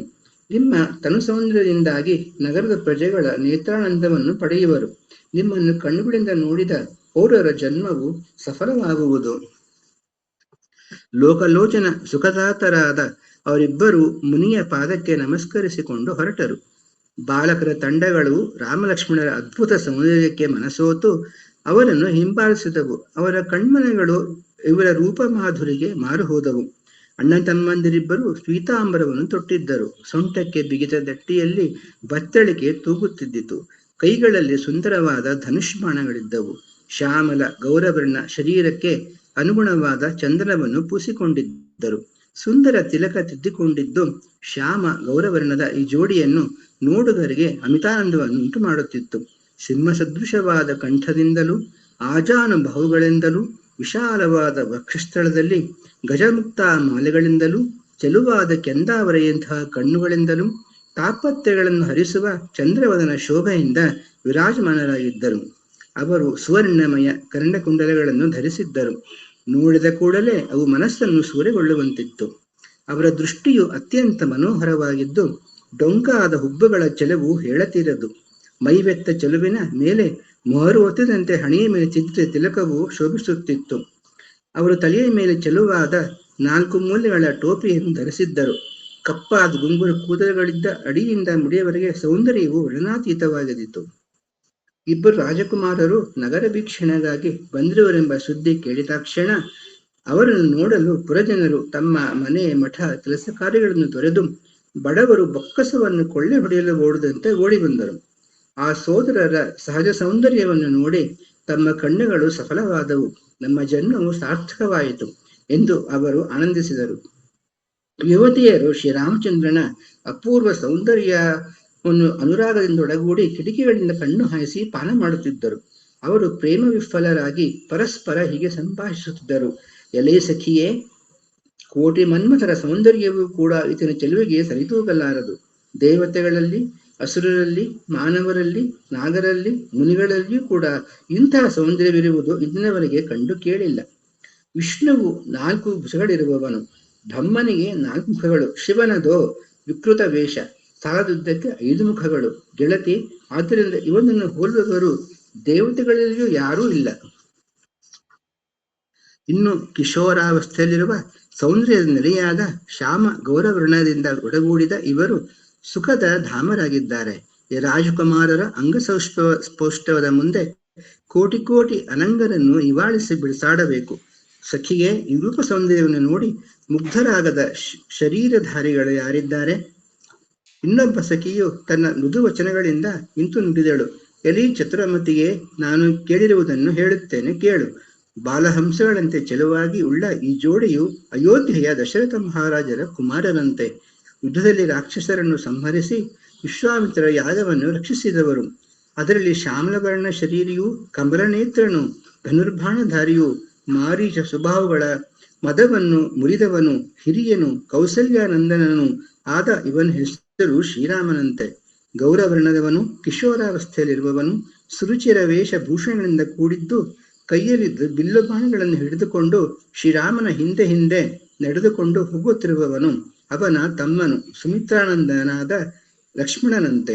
ಇಬ್ಬರು ಸೋದರರು ವಿಶ್ವಾಮಿತ್ರನ ಯಜ್ಞವನ್ನು ನೆರವೇರಿಸಿಕೊಟ್ಟು ಮಾರ್ಗದಲ್ಲಿ ಗೌತಮ ಪತ್ನಿ ಅಹಲ್ಯೆಯನ್ನು ಉದ್ಧರಿಸಿ ಈ ಮಿಥಿಲೆಯಲ್ಲಿ ಧನುರ್ಯಾಗವನ್ನು ನೋಡಲು ಬಂದಿರುವರಂತೆ.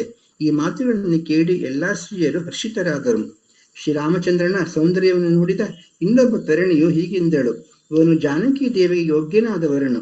ಗೆಳತಿ, ಜನಕ ಮಹಾರಾಜನು ಇವನ ರೂಪಲಾವಣ್ಯಗಳನ್ನು ಚೆನ್ನಾಗಿ ನೋಡಿದರೆ ತನ್ನ ಪ್ರತಿಜ್ಞೆಯನ್ನು ತೊರೆದು ಜಾನಕಿ ವಿವಾಹವನ್ನು ತಪ್ಪದೆ ಇವನಿಗೆ ನೆರವೇರಿಸುವನು. ಮತ್ತೊಬ್ಬ ಭಾಮಿನಿಯು ಹೇಳಿದಳು, ರಾಜನು ಇವರನ್ನು ಗುರುತಿಸುವನು, ಮುನಿಯೊಂದಿಗೆ ಇವರನ್ನು ಕೂಡ ಆದರದಿಂದ ಸನ್ಮಾನಿಸಿರುವನು. ಆದರೆ ರಾಜನು ತನ್ನ ಪ್ರತಿಜ್ಞೆಯನ್ನು ಬಿಡಲೊಲ್ಲನು. ವಿಧಿವಶನಾಗಿ ಅವನು ಹಠ ಹಿಡಿದು ಅವಿವೇಕವನ್ನು ಆಶ್ರಯಿಸಿರುವನು. ಮಗತೊಬ್ಬ ಚೆಲುವೆಯು ಹೇಳಿದಳು, ವಿಧಾತನು ಬುದ್ಧಿವಂತನು, ಯೋಗ್ಯತಾನುಸಾರವಾಗಿ ಫಲವನ್ನು ಕೊಡುವವನು ಎಂದು ಕೇಳಿದ್ದೇನೆ. ಹಾಗಿದ್ದರೆ ಜಾನಕಿಗೆ ಇವನೇ ವರನಾಗುವನು, ಇದರಲ್ಲಿ ಸಂದೇಹವೇ ಇಲ್ಲ. ವಿಧಿವಶಾತ್ ಇಂಥ ಯೋಗ ಒದಗಿದರೆ ನಾವೆಲ್ಲರೂ ಕೃತಾರ್ಥರೇ ಸರಿ. ನನಗಂತೂ ಎಷ್ಟೊಂದು ಕಾತುರತೆ ಎಂದರೆ ಈ ಕಾರಣದಿಂದಲೇ ಇವರು ನಮ್ಮ ನಗರಕ್ಕೆ ಬಂದಿದ್ದಾರೆ ಎಂದೆನಿಸುತ್ತದೆ.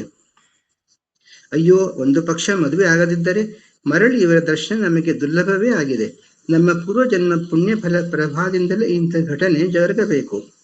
ಬೇರೊಬ್ಬ ಲಾವಣ್ಯವತಿಯು ಇಂತೆಂದಳು, ಸಖಿ, ನೀನು ಒಳ್ಳೆಯ ಮಾತನ್ನೇ ಹೇಳಿದೆ. ಈ ವಿವಾಹವು ಎಲ್ಲರಿಗೆ ಶುಭಪ್ರದವು. ಇನ್ನೊಬ್ಬಳು ನುಡಿದಳು, ಶಿವನ ಧನುಸ್ಸು ತುಂಬಾ ಕಠೋರವಾಗಿದೆ. ಶ್ಯಾಮನ ರಾಜಕುಮಾರನು ಅತಿ ಕೋಮಲ ಬಾಲಕನಾಗಿದ್ದಾನೆ. ಒಂದು ವಿಧದಿಂದ ಇದು ಅಸಮಂಜಸವೇ ಆಗಿದೆ.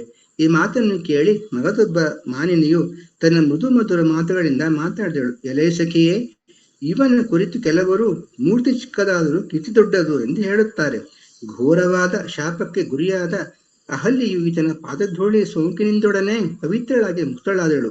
ಇಂತಹವನಿಗೆ ಈ ಶಿವಧನುಸ್ಸು ಮುರಿಯುವುದು ದೊಡ್ಡ ಕೆಲಸವೇ? ಈ ವಿಶ್ವಾಸವನ್ನು ಮರೆತಾದರೂ ಬಿಡಬಾರದು. ಸೀತಾದೇವಿಯನ್ನು ಸೃಷ್ಟಿಸಿದ ಬ್ರಹ್ಮದೇವರೇ ಈ ಶ್ಯಾಮಲಾಂಗನನ್ನು ಆಕೆಗೆ ತಕ್ಕನಾದ ವರನೆಂದು ಸೃಷ್ಟಿಸಿ ನಿರ್ಣಯಿಸಿರುವನು. ಈ ಮಾತುಗಳನ್ನು ಕೇಳಿ ಎಲ್ಲರೂ ಸಂತಸಪಟ್ಟು ಹಾಗೆ ಆಗಲಿ ಎಂದು ಹಾರೈಸಿದರು. ಪರಮಾನಂದ ಭರಿತರಾದ ಸಮ್ಮುಖಿಯರು ಸುಲೋಚನೆಯರು ತಂಡವಾಗಿ ಶ್ರೀರಾಮನ ಮೇಲೆ ಹೂಮಳೆ ಸುರಿಸಿದರು. ಆ ಸೋದರರು ಹೋದಲ್ಲೆಲ್ಲ ಪರಮ ಆನಂದವೇ ಉಕ್ಕಿ ಹರಿಯುತ್ತಿತ್ತು. ಅಣ್ಣ ತಮ್ಮಂದಿರಿಬ್ಬರು ನಗರದ ಪೂರ್ವ ದಿಕ್ಕಿನ ಕಡೆಗೆ ಹೋದರು. ಅಲ್ಲಿ ಧನುರ್ಯಜ್ಞಕ್ಕಾಗಿ ಮಂಟಪವನ್ನು ಸಿದ್ಧಗೊಳಿಸಲಾಗಿತ್ತು. ಅತ್ಯಂತ ವಿಸ್ತಾರವಾದ ಗಜ್ಜಿನಿಂದ ಮಾಡಿದ ನೆಲಗಟ್ಟು, ಅದರ ಮೇಲೆ ಸುಂದರವೂ ನಿರ್ಮಲವೂ ಆದ ಎತ್ತರವಾದ ವೇದಿಕೆಯನ್ನು ನಿರ್ಮಿಸಿದ್ದರು. ಆ ವೇದಿಕೆಗೆ 4 ಕಡೆಗಳಲ್ಲಿ ರಾಜರು ಕುಳಿತುಕೊಳ್ಳಲು ಚಿನ್ನದ ಆಸನಗಳನ್ನು ಸಿದ್ಧಗೊಳಿಸಿದ್ದರು. ಅದರ ಸುತ್ತಲೂ ನಗರವಾಸಿಗಳಿಗೆ ಕುಳಿತುಕೊಳ್ಳಲು ಅನುಕೂಲವಾಗುವಂತೆ ವರ್ತುಲಾಕಾರವಾಗಿ ಸ್ವಲ್ಪ ಎತ್ತರವಾದ ಅಟ್ಟಣಿಗೆ ವ್ಯವಸ್ಥೆ ಇತ್ತು. ಅದು ಎಲ್ಲ ವಿಧದಿಂದಲೂ ಸುಂದರವಾಗಿತ್ತು. ಅವುಗಳ ಬಳಿಯಲ್ಲೇ ವಿಶಾಲವೂ ಸುಂದರವೂ ಆದ ಧವಳಧಾಮಗಳು ಕಂಗೊಳಿಸಿದ್ದವು. ಅಲ್ಲಿ ತಮ್ಮ ತಮ್ಮ ಅಂತಸ್ತಿಗೆ ತಕ್ಕದಾದ ಸ್ತ್ರೀಯರು ಆಸೀನರಾಗಿ ಧನುರ್ಯಾಗವನ್ನು ನೋಡುವಂತಹ ವ್ಯವಸ್ಥೆ ಇತ್ತು. ನಗರದ ಬಾಲಕರು ತಮ್ಮ ಮೃದು ವಚನಗಳಿಂದ ಶ್ರೀರಾಮಚಂದ್ರನಿಗೆ ವಿವರಿಸಿ ಧನುರ್ಯಾಗ ಮಂಟಪವನ್ನು ತೋರಿಸಿದರು. ಇದೇ ಒಂದು ನೆಪ ಮಾಡಿಕೊಂಡು ಹುಡುಗರೆಲ್ಲ ಪ್ರೇಮವಶರಾಗಿ ಶ್ರೀರಾಮಚಂದ್ರನ ಮನೋಹರ ಅಂಗಗಳನ್ನು ಮುಟ್ಟಿ ಮುಟ್ಟಿ ನೋಡಿ ಪುಲಕಿತರಾದರು. ಅಣ್ಣ ತಮ್ಮಂದಿರಿಬ್ಬರನ್ನು ನೋಡಿ ಅವರು ಮಹಾದಾನಂದವನ್ನು ಅನುಭವಿಸಿದರು. ಎಲ್ಲ ಬಾಲಕರು ತಮ್ಮ ಕುರಿತು ಪ್ರದರ್ಶಿಸಿದ ಅನುರಾಗದಿಂದ ಸಂತುಷ್ಟನಾದ ರಾಮನು ಅವರು ತೋರಿದ ಸ್ಥಳಗಳನ್ನು ಮೆಚ್ಚಿ ಪ್ರಶಂಸಿಸಿದನು. ಇದರಿಂದ ಬಾಲಕರ ಉತ್ಸಾಹ, ಆನಂದ, ಪ್ರೀತಿ ಇಮ್ಮಡಿಸಿತು.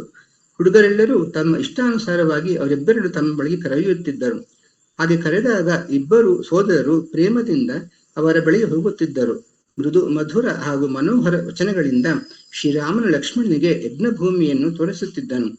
ಕ್ಷಣ ಮಾತ್ರದಲ್ಲಿ ತನ್ನ ಮಾಯೆಯ ಮೂಲಕ ಅನಂತ ಬ್ರಹ್ಮಾಂಡಗಳನ್ನು ಸೃಷ್ಟಿಸಬಲ್ಲ ಪರಮಾತ್ಮನಾದ ಶ್ರೀರಾಮನು ಆ ಧನುರ್ಯಾಗ ಶಾಲೆಯನ್ನು ಬಾಲಕರ ಮೇಲಿನ ವಾತ್ಸಲ್ಯದಿಂದಾಗಿ ಆಶ್ಚರ್ಯಚಕಿತನಾಗಿರುವಂತೆ ನೋಡುತ್ತಿದ್ದಾನೆ. ಈ ಪ್ರಕಾರ ರಂಗಭೂಮಿಯ ಕೌತುಕವೆಲ್ಲವನ್ನು ಕಂಡ ಬಳಿಕ ಹೊತ್ತಾಯಿತೆಂದು ಮನಸ್ಸಿನಲ್ಲಿ ಹೆದರಿ ಅವರು ಗುರುಗಳ ಬಳಿಗೆ ತೆರಳಿದರು.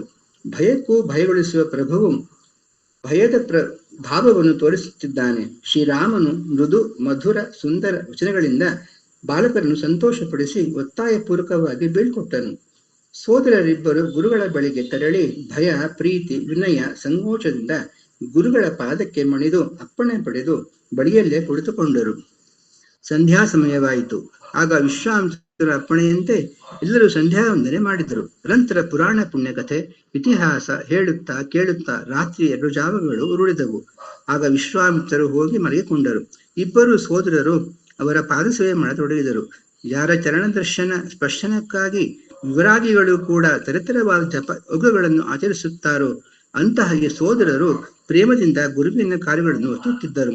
ವಿಶ್ವಾಮಿತ್ರರು ಪುನಃ ಒತ್ತಾಯ ಮಾಡಿ ಹೇಳಿದ ಮೇಲೆ ಶ್ರೀರಾಮನು ಹೋಗಿ ಮಲಗಿಕೊಂಡನು. ಶ್ರೀರಾಮನ ಚರಣಗಳನ್ನು ಎದೆಗವುಚಿಕೊಂಡು ಲಕ್ಷ್ಮಣನು ಭಯ ಪ್ರೇಮದೊಂದಿಗೆ ಪರಮ ಸುಖವನ್ನು ಅನುಭವಿಸುತ್ತಾ ರಾಮನ ಚರಣ ಸೇವೆಯಲ್ಲೇ ಮಾಡುತ್ತಾ ಮಲಗಿದ್ದಾನೆ. ಶ್ರೀರಾಮಚಂದ್ರನ ಚರಣ ಸೇವೆಯನ್ನು ಬಿಡಲು ಇಷ್ಟಪಡದೇ ಇರುತ್ತಿರಲು ಶ್ರೀರಾಮನು, ಮಗು ಸಾಕು, ಇನ್ನು ಹೋಗಿ ವಿಶ್ರಮಿಸು ಎಂದು ಪದೇ ಪದೇ ಹೇಳಿದ ಬಳಿಕ ಲಕ್ಷ್ಮಣನು ಪ್ರಭುಪಾದಗಳನ್ನು ಹೃದಯದಲ್ಲಿ ಧ್ಯಾನಿಸುತ್ತಾ ಮಲಗಿದನು. ഇരുಳು ಕಳೆದು ಕೋಳಿ ಕೂಗಿದ ಶಬ್ದ ಕೇಳಿದ ಲಕ್ಷ್ಮಣನು ಎದ್ದನು. ಜಗತ್ಪತಿಯಾದ ಶ್ರೀರಾಮನು ಕೂಡ ಗುರುವಿನಿಂದ ಮೊದಲೇ ನಿದ್ದೆಯನ್ನು ಬಿಟ್ಟು ಮೇಲೆದ್ದನು. ಎಲ್ಲರೂ ಶೌಚಾದಿಗಳನ್ನು ನಿವೃತ್ತರಾಗಿ ಸ್ನಾನ ಮಾಡಿದರು. ಅನಂತರ ಸಂಧ್ಯಾವಂದನೆ, ಅಗ್ನಿಹೋತ್ರಾದ ನಿತ್ಯಾನುಷ್ಠಾನಗಳನ್ನು ಮುಗಿಸಿ ರಾಮಲಕ್ಷ್ಮಣರು ವಿಶ್ವಾಮಿತ್ರ ಮಹರ್ಷಿಯವರಿಗೆ ನಮಸ್ಕರಿಸಿದರು. ಪೂಜೆಯ ಸಮಯವರಿತು ಹೂವು ತುಳಸಿ ತರಲು ಗುರುವಿನ ಅಪ್ಪಣೆ ಪಡೆದು ಹೊರಟರು. ಅವರಿಬ್ಬರು ಜನಕ ಮಹಾರಾಜರ ಸುಂದರವಾದ ಹೂದೋಟವನ್ನು ಪ್ರವೇಶಿಸಿದರು. ಅದರಲ್ಲಿ ವಸಂತ ಋತುವಿನ ಶೋಭೆ ಮೂರ್ತಿ ಹೊರಿಸಿತ್ತು. ವಿವಿಧ ಬಣ್ಣದ ಹೂಗಳು ಅರಳಿ ನಿಂತಿದ್ದವು. ಮನಸೆಳೆಯುವ ಅನೇಕ ಮರಗಿಡಗಳು ಅಲ್ಲಿ ಕಂಗೊಳಿಸುತ್ತಿದ್ದವು. ಬಣ್ಣ ಬಣ್ಣದ ಲತಾ ವಿತಾನಗಳು ಅಲ್ಲಲ್ಲಿ ಶೋಭಿಸುತ್ತಿದ್ದವು. ಹೊಸ ಹೊಸ ಚಿಗುರು, ಹೂವು, ಹಣ್ಣುಗಳಿಂದ ಕೂಡಿದ ಚೆಲುವಾದ ಗಿಡಮರಗಳು ಕಲ್ಪವೃಕ್ಷಗಳನ್ನು ನಾಚಿಸುತ್ತಿದ್ದವು. ಜಾತಕ, ಕೋಗಿಲೆ, ಗಿಳಿ, ಚಕೋರ ಮುಂತಾದ ಪಕ್ಷಿಗಳ ಮಧುರ ಸ್ವರಗಳು ಆಹ್ಲಾದವನ್ನು ನೀಡುತ್ತಿತ್ತು. ನವಿಲುಗಳು ಜಾಗರವಾಡುತ್ತಿದ್ದವು. ಈ ತೋಟದ ಮಧ್ಯಭಾಗದಲ್ಲಿ ಒಂದು ರಮಣೀಯವಾದ ಸರೋವರವಿತ್ತು. ಮಣಿಮಯ ಸೋಪಾನಗಳಿಂದಲೂ ನಿರ್ಮಲ ಜಲದಿಂದಲೂ ಅರಳಿದ ಅನೇಕ ಬಣ್ಣದ ಕಮಲಗಳಿಂದಲೂ ಶೋಭಿಸುತ್ತಿದ್ದ ಆ ಸರೋವರದಲ್ಲಿ ಜಲಪಕ್ಷಿಗಳು ಕಲರವಗೈಯುತ್ತಿದ್ದವು. ದುಂಬಿಗಳು ಝೈಂಕರಿಸುತ್ತಿದ್ದವು. ತೋಟವನ್ನು, ಸರೋವರವನ್ನು ಕಂಡು ರಾಮಲಕ್ಷ್ಮಣರು ಅತೀವ ಹರ್ಷಿತರಾದರು. ಎಲ್ಲರಿಗೂ ಸರ್ವ ಸುಖ ಪ್ರದಾಯಕನಾದ ಶ್ರೀರಾಮನಿಗೂ ಕೂಡ ಆಹ್ಲಾದವನ್ನು ನೀಡಿದ ಆ ವನವು ನಿಜವಾಗಿಯೂ ರಮಣೀಯವೇ ಆಗಿದೆ. 4 ಕಡೆಗಳಲ್ಲಿ ತೋಟದ ರಮಣೀಯತೆಯನ್ನು ವೀಕ್ಷಿಸಿದ ಬಳಿಕ ಪ್ರಸನ್ನ ಚಿತ್ತರಾಗಿ ಆ ತೋಟಿಗನನ್ನು ಕೇಳಿ ರಾಮಲಕ್ಷ್ಮಣರು ಪೂಜೆಗಾಗಿ ತುಳಸಿ, ಬಿಲ್ವಪತ್ರೆ, ಹೂಗಳನ್ನು ಕೊಯ್ಯಲು ತೊಡಗಿದರು. ಅದೇ ವೇಳೆಗೆ ತಾಯಿಯ ಅಪ್ಪಣೆಯಂತೆ ಗೌರಿ ಪೂಜೆಗಾಗಿ ಸೀತಾದೇವಿಯು ಅಲ್ಲಿಗೆ ಬಂದಿದ್ದಳು. ಆಕೆಯ ಜೊತೆಯಲ್ಲಿ ಸುಂದರ ತರುಣೀಮಣಿಯರಾದ ಸಖಿಯರು ಇದ್ದರು. ಅವರು ಮಧುರವಾಗಿ ಹಾಡುಗಳನ್ನು ಹಾಡುತ್ತಿದ್ದರು. ಸರೋವರದ ಸನಿಹದಲ್ಲೇ ಗಿರಿಜಾದೇವಿಯ ಮಂದಿರವಿತ್ತು. ಆ ಮಂದಿರದ ಶೋಭೆಯು ವರ್ಣನಾತೀತವು. ಅದು ನೋಡಿದವರ ಮನಸ್ಸನ್ನು ಮೋಹಗೊಳಿಸುವಂತಿತ್ತು. ಸೀತಾದೇವಿಯು ಸಖಿಯರೊಂದಿಗೆ ಸ್ನಾನವನ್ನು ಮಾಡಿ ಪ್ರಸನ್ನ ಚಿತ್ತಳಾಗಿ ಗಿರಿಜೆಯ ಮಂದಿರವನ್ನು ಹೊಕ್ಕಳು. ಆಕೆಯು ಅತ್ಯಂತ ಭಕ್ತಿ ಶ್ರದ್ಧೆಗಳಿಂದ ಗೌರಿಯನ್ನು ಪೂಜಿಸಿ ತನಗೆ ಅನುರೂಪನಾದ ಪತಿಯನ್ನು ಕರುಣಿಸುವಂತೆ ವರವನ್ನು ಬೇಡಿದಳು. ಓರ್ವ ಸಖಿಯು ಸೀತೆಯನ್ನು ಅಲ್ಲೇ ಬಿಟ್ಟು ಹೂದೋಟವನ್ನು ನೋಡಲು ಹೋಗಿದ್ದಳು. ಅವಳು ರಾಮಲಕ್ಷ್ಮಣರನ್ನು ನೋಡಿ ಅವರ ಅಂದಚಂದಕ್ಕೆ ಮಾರು ಹೋಗಿ ಪ್ರೇಮ ವಿಹ್ವಲಳಾಗಿ ಸೀತಾದೇವಿ ಬಳಿಗೆ ಬಂದವಳು ಪುಲಕಿತಳಾಗಿ ಸಜನ ನಯನಳಾಗಿರುವುದನ್ನು ಕಂಡು ಇತರ ಸಖಿಯರು ಆಕೆ ಹೀಗೆ ಕಾರಣವೇನೆಂದು ಕೇಳತೊಡಗಿದರು. ಆಕೆ ಹೇಳಿದಳು, ಇಬ್ಬರು ರಾಜಕುಮಾರರು ಉಪವನವನ್ನು ನೋಡಲು ಬಂದಿದ್ದಾರೆ. ಅವರಿನ್ನೂ ಕಿಶೋರರಾಗಿದ್ದಾರೆ. ಎಲ್ಲಾ ರೀತಿಯಿಂದಲೂ ಸುಂದರರಾಗಿದ್ದಾರೆ. ಒಬ್ಬನು ಶ್ಯಾಮಲಾಂಗನು, ಮತ್ತೊಬ್ಬನು ಗೌರಾಂಗನೂ ಆಗಿದ್ದಾರೆ. ಅವರ ಚೆಲುವನ್ನು ನಾನು ಏನೆಂದು ವರ್ಣಿಸಲಿ? ನಾಲಿಗೆಗೆ ಕಣ್ಣಿಲ್ಲ, ಕಣ್ಣಿಗೆ ನಾಲಿಗೆ ಇಲ್ಲ. ಈ ಮಾತನ್ನು ಕೇಳಿ ಚಿತ್ರರಾದ ಸಖಿಯರು ಸಂತೋಷಪಟ್ಟರು. ಸೀತಾದೇವಿಯ ಉತ್ಕಂಠತೆಯನ್ನು ನೋಡಿ ಓರ್ವ ಸಖಿಯು ಹೇಳತೊಡಗಿದಳು, ಗೆಳತಿಯರೇ, ನಿನ್ನೆ ವಿಶ್ವಾಮಿತ್ರ ಜೊತೆಗೆ ಇಬ್ಬರು ಕುಮಾರರು ಬಂದಿದ್ದಾರೆ ಎಂದು ಕೇಳಿದ್ದೆ. ಬಹುಶಃ ಅವರೇ ಇವರಾಗಿರಬೇಕು. ಇವರು ನಗರದ ನರನಾರಿಯರ ಮೇಲೆಲ್ಲ ತಮ್ಮ ಸೌಂದರ್ಯದ ಮೋಡಿಯನ್ನು ಚೆಲ್ಲಿ ಎಲ್ಲರನ್ನೂ ವಶಪಡಿಸಿಕೊಂಡಿರುವುದಂತೆ. ಎಲ್ಲಿ ನೋಡಿದರಲ್ಲಿ ಜನರು ಇವರ ಅಂದದ ಚರ್ಚೆಯನ್ನೇ ಮಾಡುತ್ತಿದ್ದಾರೆ. ದರ್ಶನೀಯರಾದ ಇವರನ್ನು ತಪ್ಪದೇ ಹೋಗಿ ನೋಡಬೇಕು. ಆ ಸಖಿಯ ಮಾತುಗಳು ಸೀತೆಗೆ ಅತ್ಯಂತ ಪ್ರಿಯವೆನಿಸಿದವು. ಅವಳ ದರ್ಶನಕ್ಕಾಗಿ ಅವಳ ಕಣ್ಣುಗಳು ಹಾತೊರೆದವು. ಆ ಸಖಿಯನ್ನೇ ಮುಂದೆ ಮಾಡಿ ಸೀತೆಯು ಹೊರಟಳು. ಆ ಪುರಾತನವಾದ ಪ್ರೇಮಾನುಬಂಧವನ್ನು ಯಾರೂ ಅರಿಯರು. ಕಾರಣ ಶ್ರೀರಾಮನು ಸಾಕ್ಷಾತ್ ಮಹಾವಿಷ್ಣು, ಸೀತಾದೇವಿಯು ಶ್ರೀ ಮಹಾಲಕ್ಷ್ಮಿಯಲ್ಲವೇ? ನಾರದ ಮಹರ್ಷಿಯ ವಚನಗಳನ್ನು ಜ್ಞಾಪಿಸಿಕೊಂಡು ಸೀತೆಯ ಮನಸ್ಸಿನಲ್ಲಿ ಪವಿತ್ರ ಪ್ರೇಮ ಅಂಕುರಿಸಿತು. ಅವಳು ಚಕಿತಳಾಗಿ ಭಯಗೊಂಡು ಜಿಂಕೆಯಂತೆ ಸುತ್ತಲೂ ನೋಡುತ್ತಿದ್ದಳು. ಕೈಯ ಕಂಕಣಗಳ ಧ್ವನಿಯನ್ನು, ಓಡ್ಯಾಣದ ಕಿರುಗಂಟೆಗಳ ನಿನಾದ, ನೂಪುರಗಳ ಗಲುಗಲು ಶಬ್ದವನ್ನು ಕೇಳಿ ಶ್ರೀರಾಮನು ಮನದಲ್ಲೇ ವಿಚಾರ ಮಾಡಿ ಲಕ್ಷ್ಮಣನಲ್ಲಿ ಹೇಳಿದನು, ಮನ್ಮಥನು ವಿಶ್ವವನ್ನು ಜಯಿಸಲಿಕ್ಕಾಗಿ ಈ ಮಂಜುಳರ ರೂಪಿ ದುಂದುಬಿಯನ್ನು ನುಡಿಸುತ್ತಿರುವನು ಎಂಬಂತೆ ಈ ಧ್ವನಿ ಕೇಳಿ ಬರುತ್ತಿದೆಯಲ್ಲ ಎಂದು ಹೇಳಿ ಆ ಧ್ವನಿಗಳು ಬರುವ ದಿಕ್ಕನ್ನೇ ನೋಡತೊಡಗಿದರು. ಕೂಡಲೇ ಅವನು ಸೀತಾದೇವಿಯ ಮುಖಚಂದ್ರವನ್ನು ನೋಡಿದೊಡನೆ ಕಣ್ಣುಗಳು ಚಕೋರವಾದವು. ಸುಂದರ ನೇತ್ರಗಳು ನೆಟ್ಟು ನಿಂತವು. ಜನಕನ ಪೂರ್ವಜನಾದ ನಿಮಿಯು ಮಗಳು ಒಳಿಯನ ಮಿಲನ ಪ್ರಸಂಗವನ್ನು ನೋಡುವುದು ಅನುಚಿತವೆಂದು ಬಗೆದು ಸಂಕೋಚದಿಂದ ರೆಪ್ಪೆಗಳಂತರೂ ಹೊರಟು ಹೋದನೋ ಎಂಬಂತಿತ್ತು. ಆದರೆ ರೆಪ್ಪೆಗಳು ಮುಚ್ಚುತ್ತಿರಲಿಲ್ಲ. ಸೀತೆಯ ಚೆಲುವನ್ನು ಕಂಡು ಶ್ರೀರಾಮನಿಗೆ ತುಂಬಾ ಸುಖವಾಯಿತು. ಹೃದಯದಲ್ಲಿ ಅವನು ಆಕೆಯನ್ನು ಮೆಚ್ಚಿಕೊಳ್ಳುತ್ತಿದ್ದ. ಆದರೆ ಬಾಯಿಂದ ಮಾತೆ ಹೊರಡದಾಯಿತು. ಬ್ರಹ್ಮದೇವರು ತಮ್ಮ ಸೃಷ್ಟಿ ರಚನಾ ಕೌಶಲ್ಯಕ್ಕೆ ಆಕೃತಿಯನ್ನಿತ್ತು ಪ್ರಪಂಚಕ್ಕೆ ಸೌಂದರ್ಯವು ಹೇಗಿರುತ್ತದೆ ಎಂಬುದನ್ನು ತೋರಿಸಲೋಸುಗ ಸೀತಾದೇವಿಯನ್ನು ಸೃಷ್ಟಿಸಿರುವನೋ ಎಂಬಂತೆ ಆಕೆಯ ಚೆಲುವಿತ್ತು. ಸೀತಾದೇವಿಯು ನಿಜವಾಗಿ ಮೂರ್ತೀಭವಿಸಿದ ಸೌಂದರ್ಯವೇ ಆಗಿದ್ದಳು. ಆಕೆಯ ಚೆಲುವನ್ನು ಅಂದಗೊಳಿಸುವಂತಹುದು. ಅವಳು ಚೆಲುವಿನ ಮನೆಯಲ್ಲಿರುವ ಒಂದು ದೀಪಶಖೆ ಅಂತಿದ್ದಳು. ಎಲ್ಲ ಉಪಮೆಗಳನ್ನು ಕವಿಗಳು ಎಂಜಲು ಮಾಡಿಬಿಟ್ಟಿದ್ದಾರೆ. ನಾನು ಜನಕನಂದಿನಿಗೆ ಯಾವ ಉಪಮೆಯನ್ನು ಕೊಡಲಿ, ಯಾವುದನ್ನು ಆಕೆಗೆ ಹೋಲಿಸಲಿ, ಅವಳಿಗೆ ಅವಳೇ ಸಾಟಿ ಎಂಬುದು ತುಳಸಿದಾಸರ ಉದ್ಗಾರ. ಈ ಪ್ರಕಾರ ಮನಸ್ಸಿನಲ್ಲೇ ಸೀತೆಯ ಚೆಲುವನ್ನು ವರ್ಣಿಸಿಕೊಳ್ಳುತ್ತಾ ತನ್ನ ದಶೆಯ ಕುರಿತು ಯೋಚಿಸಿ ಪ್ರಭು ರಾಮಚಂದ್ರನು ಪವಿತ್ರ ಮನದಿಂದ ತನ್ನ ತಮ್ಮನಾದ ಲಕ್ಷ್ಮಣನೊಂದಿಗೆ ಸಮಯೋಚಿತವಾಗಿ ಇಂತೆಂದನು. ತಮ್ಮ, ಇವಳು ಜನಕ ಮಹಾರಾಜರ ಮಗಳು. ಈಕೆ ವಿವಾಹಕ್ಕಾಗಿ ಧನುರ್ಯಜ್ಞವು ನಡೆಯುತ್ತಿದೆ. ಸಖಿಯರು ಈಕೆಯನ್ನು ಗೌರಿ ಪೂಜೆಗಾಗಿ ಕರೆತಂದಿರುವರು. ಇವಳು ಈ ಪುಷ್ಪ ವಾಟಿಕೆಯನ್ನೇ ಬೆಳಗುತ್ತಾ ಇದ್ದಾಳೆ. ಸಹಜವಾಗಿ ಪುನೀತರಾದ ನಿಶ್ಚಲವಾದ ನನ್ನ ಮನಸ್ಸು ಇವಳ ಅಪೂರ್ವ ಸೌಂದರ್ಯವನ್ನು ನೋಡಿ ಕ್ಷುಬ್ಧಗೊಂಡಿದೆ. ಇದರ ಕಾರಣ ಆ ವಿಧಾತನೇ ಬಲ್ಲನು. ಆದರೆ ಲಕ್ಷ್ಮಣ, ನನ್ನ ಬಲಭಾಗ ಅದರುತ್ತಿರುವುದು ಶುಭವನ್ನೇ ಸೂಚಿಸುತ್ತಿದೆ. ರಘುವಂಶೀಯರ ಮನಸ್ಸು ಎಂದಿಗೂ ಕುರ್ಮಾರ್ಗದಲ್ಲಿ ಹೋಗದು. ಇದು ಅವರ ಹುಟ್ಟುಗುಣವಾಗಿದೆ. ನನ್ನ ಮನಸ್ಸು ಕನಸಿನಲ್ಲಿಯೂ ಪರನಾರಿಯರನ್ನು ನೋಡದು ಎಂಬುದು ನನಗೆ ವಿಶ್ವಾಸವಿದೆ. ರಣರಂಗದಲ್ಲಿ ವೈರಿಗೆ ಬೆನ್ನು ತೋರಿಸಿದವನು, ಪರನಾರಿಯನ್ನು ಅವಲೋಕಿಸಿದವನು, ಯಾಚಕರನ್ನು ನಿರಾಶೆಗೊಳಿಸಿದವನು, ಇಂತಹ ಪುರುಷಶ್ರೇಷ್ಠನು ಈ ಜಗತ್ತಿನಲ್ಲಿ ಇರುವುದು ಬಹಳ ವಿರಳವೇ. ಈ ವಿಧವಾಗಿ ಶ್ರೀರಾಮನು ತಮ್ಮನೊಡನೆ ಮಾತಾಡುತ್ತಿದ್ದರು. ಸೀತೆಯ ರೂಪಕ್ಕೆ ಮಾರು ಹೋಗಿದ್ದ ಅವನ ಮನಸ್ಸು ಆಕೆಯ ಮುಖಸರೋಜದ ಮಕರಂದ ಸವಿಯನ್ನು ಮಧುಪದಂತೆ ಪಾನ ಮಾಡುತ್ತಿತ್ತು. ಅತ್ತ ಸೀತಾದೇವಿಯು ಚಕಿತಳಾಗಿ ಸುತ್ತಲೂ ನೋಡುತ್ತಾ ಬರುತ್ತಿದ್ದಾಳೆ. ರಾಜಕುಮಾರರು ಎತ್ತ ಹೋದರು, ಕಂಡು ಬರುತ್ತಿಲ್ಲವಲ್ಲ ಎಂದು ಮನಸ್ಸಿನಲ್ಲಿ ಚಿಂತಿಸುತ್ತಿದ್ದಾಳೆ. ಬಾಲಮೃಗನಯನ ಸೀತೆಯು ದೃಷ್ಟಿ ಹರಿಸಿದಲ್ಲಿ ಶ್ವೇತ ಕಮಲಗಳ ಶ್ರೇಣಿ ಮಳೆಗರಿಯುವಂತಿದೆ. ಅಂದರೆ ಎಲ್ಲ ಕಡೆಗಳಲ್ಲಿ ಸಾತ್ವಿಕ ಭಾವವೇ ವ್ಯಾಪ್ತವಾದಂತಿದೆ. ಆಗ ಸಖಿಯರು ಲತಾನಿಕುಂಜದ ಮರೆಯಲ್ಲಿದ್ದ ಸುಂದರವಾದ ಶ್ಯಾಮಲ ಗೌರವಗಳಿಂದ ಶೋಭಿತರಾದ ಆ ರಾಜಕುಮಾರನ ಸೀತೆಗೆ ತೋರಿದರು. ನಯನಾನಂದಕರವಾದ ಶ್ರೀರಾಮನ ರೂಪ ವೈಭವಗಳಿಗೆ ಆಕರ್ಷಿತಳಾದ ಆಕೆ ತನ್ನ ಕಣ್ಣುಗಳಿಂದ ಅವನ ಸೌಂದರ್ಯ ಸುಧೆಯನ್ನು ಪಾನ ಮಾಡಿದಳು. ಕಳೆದು ಹೋದ ನಿಧಿಯು ಹೊಂದಿದವರಂತೆ ಅವಳು ಸಂತೋಷಭರಿತಳಾದಳು. ರಘುಪತಿಯ ರೂಪಲಾವಣ್ಯವನ್ನು ಕಂಡು ಆಕೆಯ ಕಣ್ಣುಗಳು ನಿಶ್ಚಲವಾದವು. ರೆಪ್ಪೆಗಳು ಮುಚ್ಚುವುದನ್ನೇ ಮರೆತು ಬಿಟ್ಟವು. ಸ್ನೇಹಾಧಿಕ್ಯದಿಂದಾಗಿ ಅವಳು ಪ್ರೇಮ ವಿಹ್ವಲಳಾದಳು. ಶರತ್ಕಾಲದ ಚಂದ್ರನನ್ನು ನೋಡಿದ ಚಕೋರಿಯಂತೆ ಪರವಶಳಾಗಿ ನೋಡುತ್ತಾ ನಿಂತು ಬಿಟ್ಟಳು. ಜಾನಕಿಯ ಕಣ್ಣುಗಳ ಮೂಲಕ ಶ್ರೀರಾಮಚಂದ್ರನನ್ನು ತನ್ನ ಹೃದಯದಲ್ಲಿ ಬಂಧಿಸಿ ಚತುರ ಶಿರೋಮಣಿಯಾದ ಅವಳ ರೆಪ್ಪೆಗಳೆಂಬ ಕದವನ್ನು ಮುಚ್ಚಿದಳು. ಅಂದರೆ ಕಂಗಳನ್ನು ಮುಚ್ಚಿ ರಾಮನ ಧ್ಯಾನ ಮಾಡತೊಡಗಿದಳು. ಪ್ರೇಮವಶಳಾಗಿರುವ ಸೀತೆಯನ್ನು ಕಂಡು ಸಖಿಯರು ಮನಸ್ಸಿನಲ್ಲೇ ಸಂಕೋಚಗೊಂಡರು. ಬಾಯಿಂದ ಮಾತೇ ಹೊರಡದು. ಅದೇ ವೇಳೆಗೆ ಅಣ್ಣ ತಮ್ಮಂದಿರಿಬ್ಬರು ಮೋಡದ ಮರೆಯಿಂದ ಮೂಡಿದ ಎರಡು ಚಂದ್ರರಂತೆ ಲತಾಭವನದಿಂದ ಹೊರಕ್ಕೆ ಬಂದರು. ಆ ಸಾಟಿ ಇಲ್ಲದ ಇವರ ಸೌಂದರ್ಯಕ್ಕೆ ಮೇರೆಯೇ ಇಲ್ಲ. ಅವರ ಶರೀರ ಕಾಂತಿಯು ನೀಲ ಸುವರ್ಣ ಕಮಲಗಳಂತೆ ಹೋಲುತ್ತಿತ್ತು. ಹೂವಿನ ಗುಚ್ಛಗಳಿಂದ ಅಲಂಕರಿಸಲ್ಪಟ್ಟ ನವಿಲು ಗರಿಯಿಂದ ಶೋಭಿಸುತ್ತಿರುವ ಶಿರೋಭೂಷಣವನ್ನು ಅವರು ಧರಿಸಿದ್ದರು. ಹಣೆಯಲ್ಲಿ ಸುಂದರ ತಿಲಕ ಹಾಗೂ ಬೆವರು ಹನಿಗಳು ಶೋಭಿಸುತ್ತಿದ್ದವು. ಕಿವಿಗಳಲ್ಲಿ ಅಂದವಾದ ಕರ್ಣಕುಂಡಲಗಳು ಹೊಳೆಯುತ್ತಿದ್ದವು.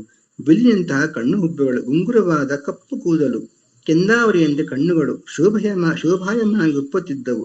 ಗಲ್ಲ, ಮೂಗು, ಕೆನ್ನೆಗಳು ಅತ್ಯಂತ ಸುಂದರವಾಗಿವೆ. ಸಿಳಿನಗೆ ಚೆಲುವಂತೂ ಮನವನ್ನು ಮಾರುಗೊಳ್ಳಂತಹುದು. ಕಾಮದೇವನು ಪ್ರತಿಗ್ಗಿಸುವಂತಹ ಮುಖದ ಸೌಂದರ್ಯವಂತೂ ವರ್ಣನಾತೀತ. ವಕ್ಷಸ್ಥಳದಲ್ಲಿ ಮಣಿಮಾಲೆಗಳು ಶಂಖದಂತೆ ಕೊರಳು ಕಂಗಳಿಸುತ್ತಿದೆ. ಕಾಮದೇವನ ಮರಿಯಾನೆಯ ಸೌಂದರ್ಯನಂತೆ ಬಲದ ಮೇರೆಯಾದ ಭುಜಗಳು ಅನುಪಮವಾಗಿವೆ. ಓರ್ವ ಸಖಿಯು ಇಂತೆಂದಳು, ಎಡಕೈಯಲ್ಲಿ ಹೂವಿನ ದೊನ್ನೆಯನ್ನು ಹಿಡಿದಿರುವ ಶ್ಯಾಮನ ಕುಮಾರನಂತೂ ಬಲು ಚೆಲುವ. ಸಿಂಹದಂತೆ ಕಟಿಯುಳ್ಳವನು, ಪೀತಾಂಬರಧಾರಿಯು, ಶೋಭಿತನಾದವನು, ಉತ್ತಮ ಶೀಲ ಸಂಪನ್ನನು, ಭಾನುಕುಲ ಭೂಷಣನು ಆದ ಶ್ರೀರಾಮಚಂದ್ರನ ನೋಡಿ ಸಖಿಯರು ತಮ್ಮನ್ನು ತಾವೇ ಮರೆತರು. ತನ್ನನ್ನು ತಾನು ಸಾವರಿಸಿಕೊಂಡು ಓರ್ವ ಸಖಿಯು ಸೀತಾದೇವಿಯ ಕೈ ಹಿಡಿದುಕೊಂಡು ಇಂತೆಂದಳು, ಗಿರಿಜಾದೇವಿಯ ಧ್ಯಾನ ಆಮೇಲೆ ಮಾಡುವೆಯಂತೆ. ಈಗ ರಾಜಕುಮಾರನ್ನು ಏಕೆ ನೋಡಬಾರದು?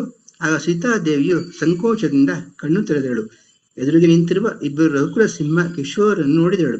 ಅಡಿಯಿಂದ ಮುಡಿಯವರೆಗೆ ಶ್ರೀರಾಮನ ಚೆಲುವನ್ನು ಕಂಡು ಮತ್ತೆ ತಂದೆಯ ಪ್ರತಿಜ್ಞೆಯು ನೆನಪಿಗೆ ಬಂದಾಗ ಆಕೆ ಮನಸ್ಸಿನಲ್ಲಿ ಆಂದೋಲನೆ ಬಿದ್ದಿತು. ಸೀತಾದೇವಿಯ ಪ್ರೇಮಪಾರ ವಶ್ಯವನ್ನು ಗಮನಿಸಿದ ಸಖಿಯರು ಹೆದರಿಕೊಂಡು, ಅಮ್ಮ, ತುಂಬಾ ಹೊತ್ತಾಯಿತು, ನಾಳೆ ಇದೇ ವೇಳೆಗೆ ಮತ್ತಿಲ್ಲಿಗೆ ಬರೋಣ ಎಂದು ಓರ್ವ ಸಖಿ ಹೇಳಿ ಮನದಲ್ಲೇ ನಕ್ಕಳು.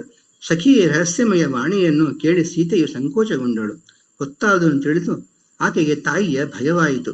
ಹೆಚ್ಚಿನ ಧೈರ್ಯವನ್ನು ತಂದುಕೊಂಡು ಸೀತೆಯು ಶ್ರೀರಾಮಚಂದ್ರನನ್ನು ತನ್ನ ಹೃದಯದಲ್ಲಿ ನೆಲೆನಿಲ್ಲಿಸಿ ಆತನನ್ನೇ ಧ್ಯಾನಿಸುತ್ತಾ ತಾನು ತಂದೆಯ ಅಧೀನಳೆಂದುಕೊಂಡು ಹಿಂದಿರುಗಿದಳು. ಜಿಂಕೆಗಳನ್ನು, ಪಕ್ಷಿಗಳನ್ನು, ಗಿಡಮರಗಳನ್ನು ನೋಡುವ ನೆಪದಿಂದ ಸೀತೆಯು ಮತ್ತೆ ಮತ್ತೆ ಹಿಂತಿರುಗಿ ಶ್ರೀರಾಮನ ಅನುಪಮ ಸೌಂದರ್ಯವನ್ನು ನೋಡಿಕೊಳ್ಳುತ್ತಾ ಪ್ರೇಮವು ಹೆಚ್ಚುತ್ತಿತ್ತು. ಸೀತಾದೇವಿಯು ಶಿವಧನಸ್ಸನ್ನು ಅತಿ ಕಠೋರವೆಂದು ನೆನೆದು ನಿಡುಸುತ್ತಾ ಹೃದಯದಲ್ಲಿ ಶ್ರೀರಾಮನ ಸುಕೋಮಲ ಮೂರ್ತಿಯನ್ನು ನೆಲೆಗೊಳಿಸಿ ಹೊರಟಳು. ಶ್ರೀರಾಮಚಂದ್ರನು ಕೂಡ ಸುಖ, ಸ್ನೇಹ, ಶೋಭೆ, ಸುಗುಣಗಳ ಖಣಿಯಾದ ಸೀತಾದೇವಿಯು ಹೋಗುತ್ತಿರುವುದನ್ನು ಗಮನಿಸಿ ಆಕೆಯ ರೂಪವನ್ನು ತನ್ನ ಚಿತ್ತಭಿತ್ತಿಯ ಮೇಲೆ ಪ್ರೇಮಮಯ ಶಾಹಿಯಿಂದ ಚಿತ್ರಿಸಿಕೊಂಡನು. ಸೀತೆಯು ಮರಳಿ ಭವಾನಿಯ ಗುಡಿಗೆ ಹೋಗಿ ದೇವಿಯ ಚರಣಗಳಿಗೆರಗಿ ಕೈ ಜೋಡಿಸಿಕೊಂಡು ಇಂತು ಪ್ರಾರ್ಥಿಸಿದಳು.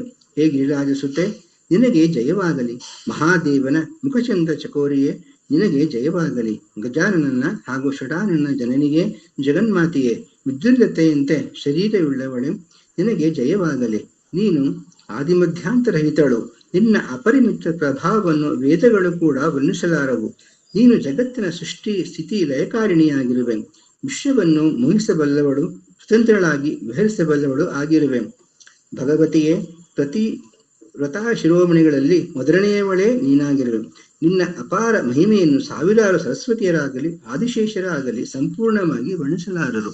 ಓ ವರಪ್ರದಾಯಿನಿಯೇ, ತ್ರಿಪುರಾರಿಯ ಪ್ರಾಣಪ್ರಿಯೆ, ನಿನ್ನ ಸೇವೆ ಮಾಡುವುದರಿಂದ ಚತುರ್ವಿಧ ಪುರುಷಾರ್ಥಗಳು ಸುಲಭವಾಗಿ ಕೈವಶವಾಗುತ್ತವೆ. ಅಮ್ಮ, ನಿನ್ನ ಚರಣಗಳನ್ನು ಆಶ್ರಯಿಸಿ ನಿನ್ನನ್ನು ಪೂಜಿಸಿದ ಸುರ, ನರ, ಮುನಿಗಳೆಲ್ಲ ಸುಖಿಗಳಾಗುತ್ತಾರೆ. ನೀನು ಎಲ್ಲಾ ಪ್ರಾಣಿಗಳ ಹೃದಯದಲ್ಲಿ ವಾಸಿಸಿರುವೆ. ನನ್ನ ಮನೋರಥವು ನೀನೇ ಬಲ್ಲೆ. ಆದುದರಿಂದ ನಾನು ಯಾವುದನ್ನು ಬಾಯಿಬಿಟ್ಟು ಹೇಳಲಿಲ್ಲ ಎಂದು ಹೇಳಿ ಸೀತಾದೇವಿಯು ಭವಾನಿಯ ಪಾದಗಳನ್ನು ಆಶ್ರಯಿಸಿದಳು.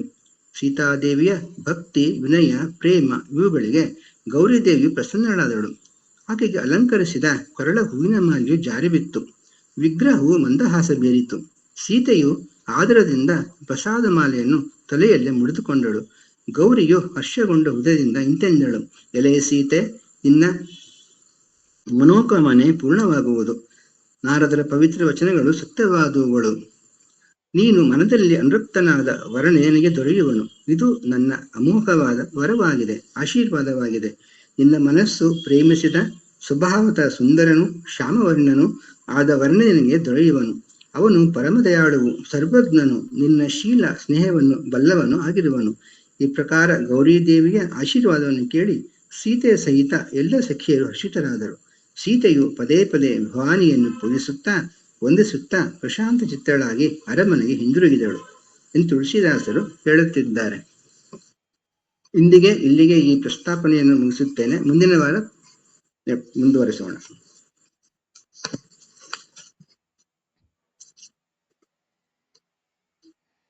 ಧನ್ಯವಾದಗಳು ವೇಣುಗೋಪಾಲ್ ಅವ್ರಿಗೆ. ತುಂಬಾ ಚೆನ್ನಾಗಿತ್ತು. ಇಲ್ಲಿ ಒಂದು ಏನಂದ್ರೆ ಮೊದಲು ಶಂಕರಾಚಾರ್ಯದ್ದು ಕೇಳ್ಬಿಟ್ಟು ನಾವು ಮುಂದುವರೆದ್ವಿ, ಅದು ಬಹಳ ಚೆನ್ನಾಗಿತ್ತು. ಇಲ್ಲಿ ರಾಮಾಯಣ ಸೀತಾ ಕಲ್ಯಾಣದ ಭಾಗ ಕೇಳ್ತಾ ಇರ್ಬೇಕಾದ್ರೆ ನೀವೊಂದು ಹೇಳಿದ್ರಿ, ತುಳಸಿದಾಸರು ಹೇಳ್ತಾರೆ, ಆ ಸೀತೆ ನೋಡಿದ ಕಡೆಯೆಲ್ಲ ಸಾತ್ವಿಕತೆ ಬರ್ತಾ ಇತ್ತು. ಆಕೆಯ ದೃಷ್ಟಿ ಎಲ್ಲಿ ಬೀಳುತ್ತೋ ಅದೆಲ್ಲ ಪ್ರದೇಶ ಸಾತ್ವಿಕಮಯವಾಗ್ತಿತ್ತು ಅಂತ ನೀವು ಹೇಳಿದ್ರಿ. ಇದು ತುಂಬಾ ಒಂಥರ ಅದ್ಭುತವಾದ ಇದು. ಅಂದ್ರೆ ಇಲ್ಲಿ 3 ಜನ, ನಾನು ಕೇಳಿದ್ದು ಇದನ್ನ, ಹಾಗೆ ಹಂಚ್ಕೋಬೇಕು ಅಂತ ಅನ್ನಿಸ್ತು. 3 ಜನ ಸ್ತ್ರೀಯರನ್ನ ಭೇಟಿ ಆಗ್ತಾನೆ ರಾಮ ಅಂತ ಹೇಳ್ಬಿಟ್ಟು. ತಾಮಸ ಗುಣದ ಒಂದು ರಾಕ್ಷಸಿಯನ್ನ ಮೊದಲು ಕೊಲ್ತಾನೆ ವಿಶ್ವಾಮಿತ್ರರ ಜೊತೆ ಬರ್ಬೇಕಾದ್ರೆ. ಆಮೇಲೆ ಅದರ ನಂತರ ಒಂದು ರಾಜಸ ಗುಣ ಅಂತ ಹೇಳ್ತಾರೆ ಅಹಲ್ಯದು, ಆಕೆಯನ್ನ ಒಂದು ಭೇಟಿ ಆಗ್ತಾನೆ. ನಂತರ ಸೀತೆ ಅಂದ್ರೆ ಅದು ಸಂಪೂರ್ಣ ಸಾತ್ವಿಕತೆ, ಅದು ಸಂಪೂರ್ಣ ಸಾತ್ವಿಕತೆಯನ್ನ ಪರಮಾತ್ಮ ವರಿಸ್ತಾನೆ ಅನ್ನೋ ಒಂದು ಹೋಲಿಕೆಯನ್ನ ಕೊಡ್ತಾರೆ. ಅಂದ್ರೆ ನಮ್ಮ ಮನಸ್ಸು ಮೊದಲು ಸಂಪೂರ್ಣ ಸಾತ್ವಿಕವಾಗ್ಬೇಕು, ಸತ್ವಗುಣಯುತವಾಗ್ಬೇಕು ಅನ್ನೋದಕ್ಕೆ ಈ ಒಂದು ಹೋಲಿಕೆಯನ್ನ ಸೀತಾರಾಮರ ಒಂದು ಏನು ಮಿಲನದ ಒಂದು ಹೋಲಿಕೆಯನ್ನ ಕೊಡ್ತಾರೆ. ಹಾಗಾಗಿ ಇದು ನೀವ್ ಹೇಳಿದಾಗ ಅದು ನನಗೆ ಜ್ಞಾಪಕ ಬಂತು. ಬಹಳ ಸುಂದರವಾದ ವರ್ಣನೆ, ಆ ಭಾಗ ಬಹಳ ಅದ್ಭುತವಾಗಿತ್ತು. ತುಂಬಾ ಚೆನ್ನಾಗಿತ್ತು. ವೇಣುಗೋಪಾಲ್ ಅವ್ರಿಗೆ ಎಲ್ಲರ ಪರವಾಗಿ ಧನ್ಯವಾದಗಳು. ಯಾರಾದ್ರೂ ಮಾತಾಡೋದಾದ್ರೆ ಮಾತಾಡಿ.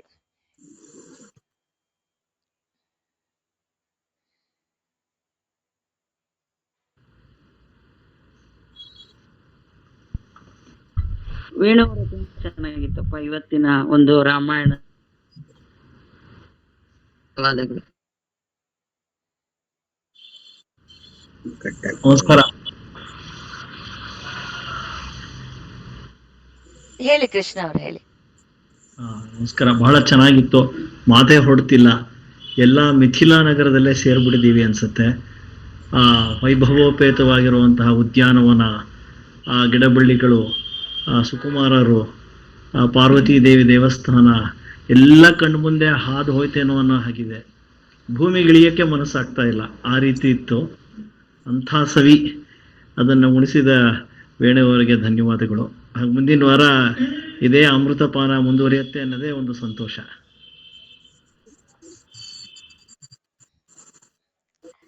ಇನ್ಯಾರಾದ್ರೂ ಮಾತಾಡ್ತೀರಾ?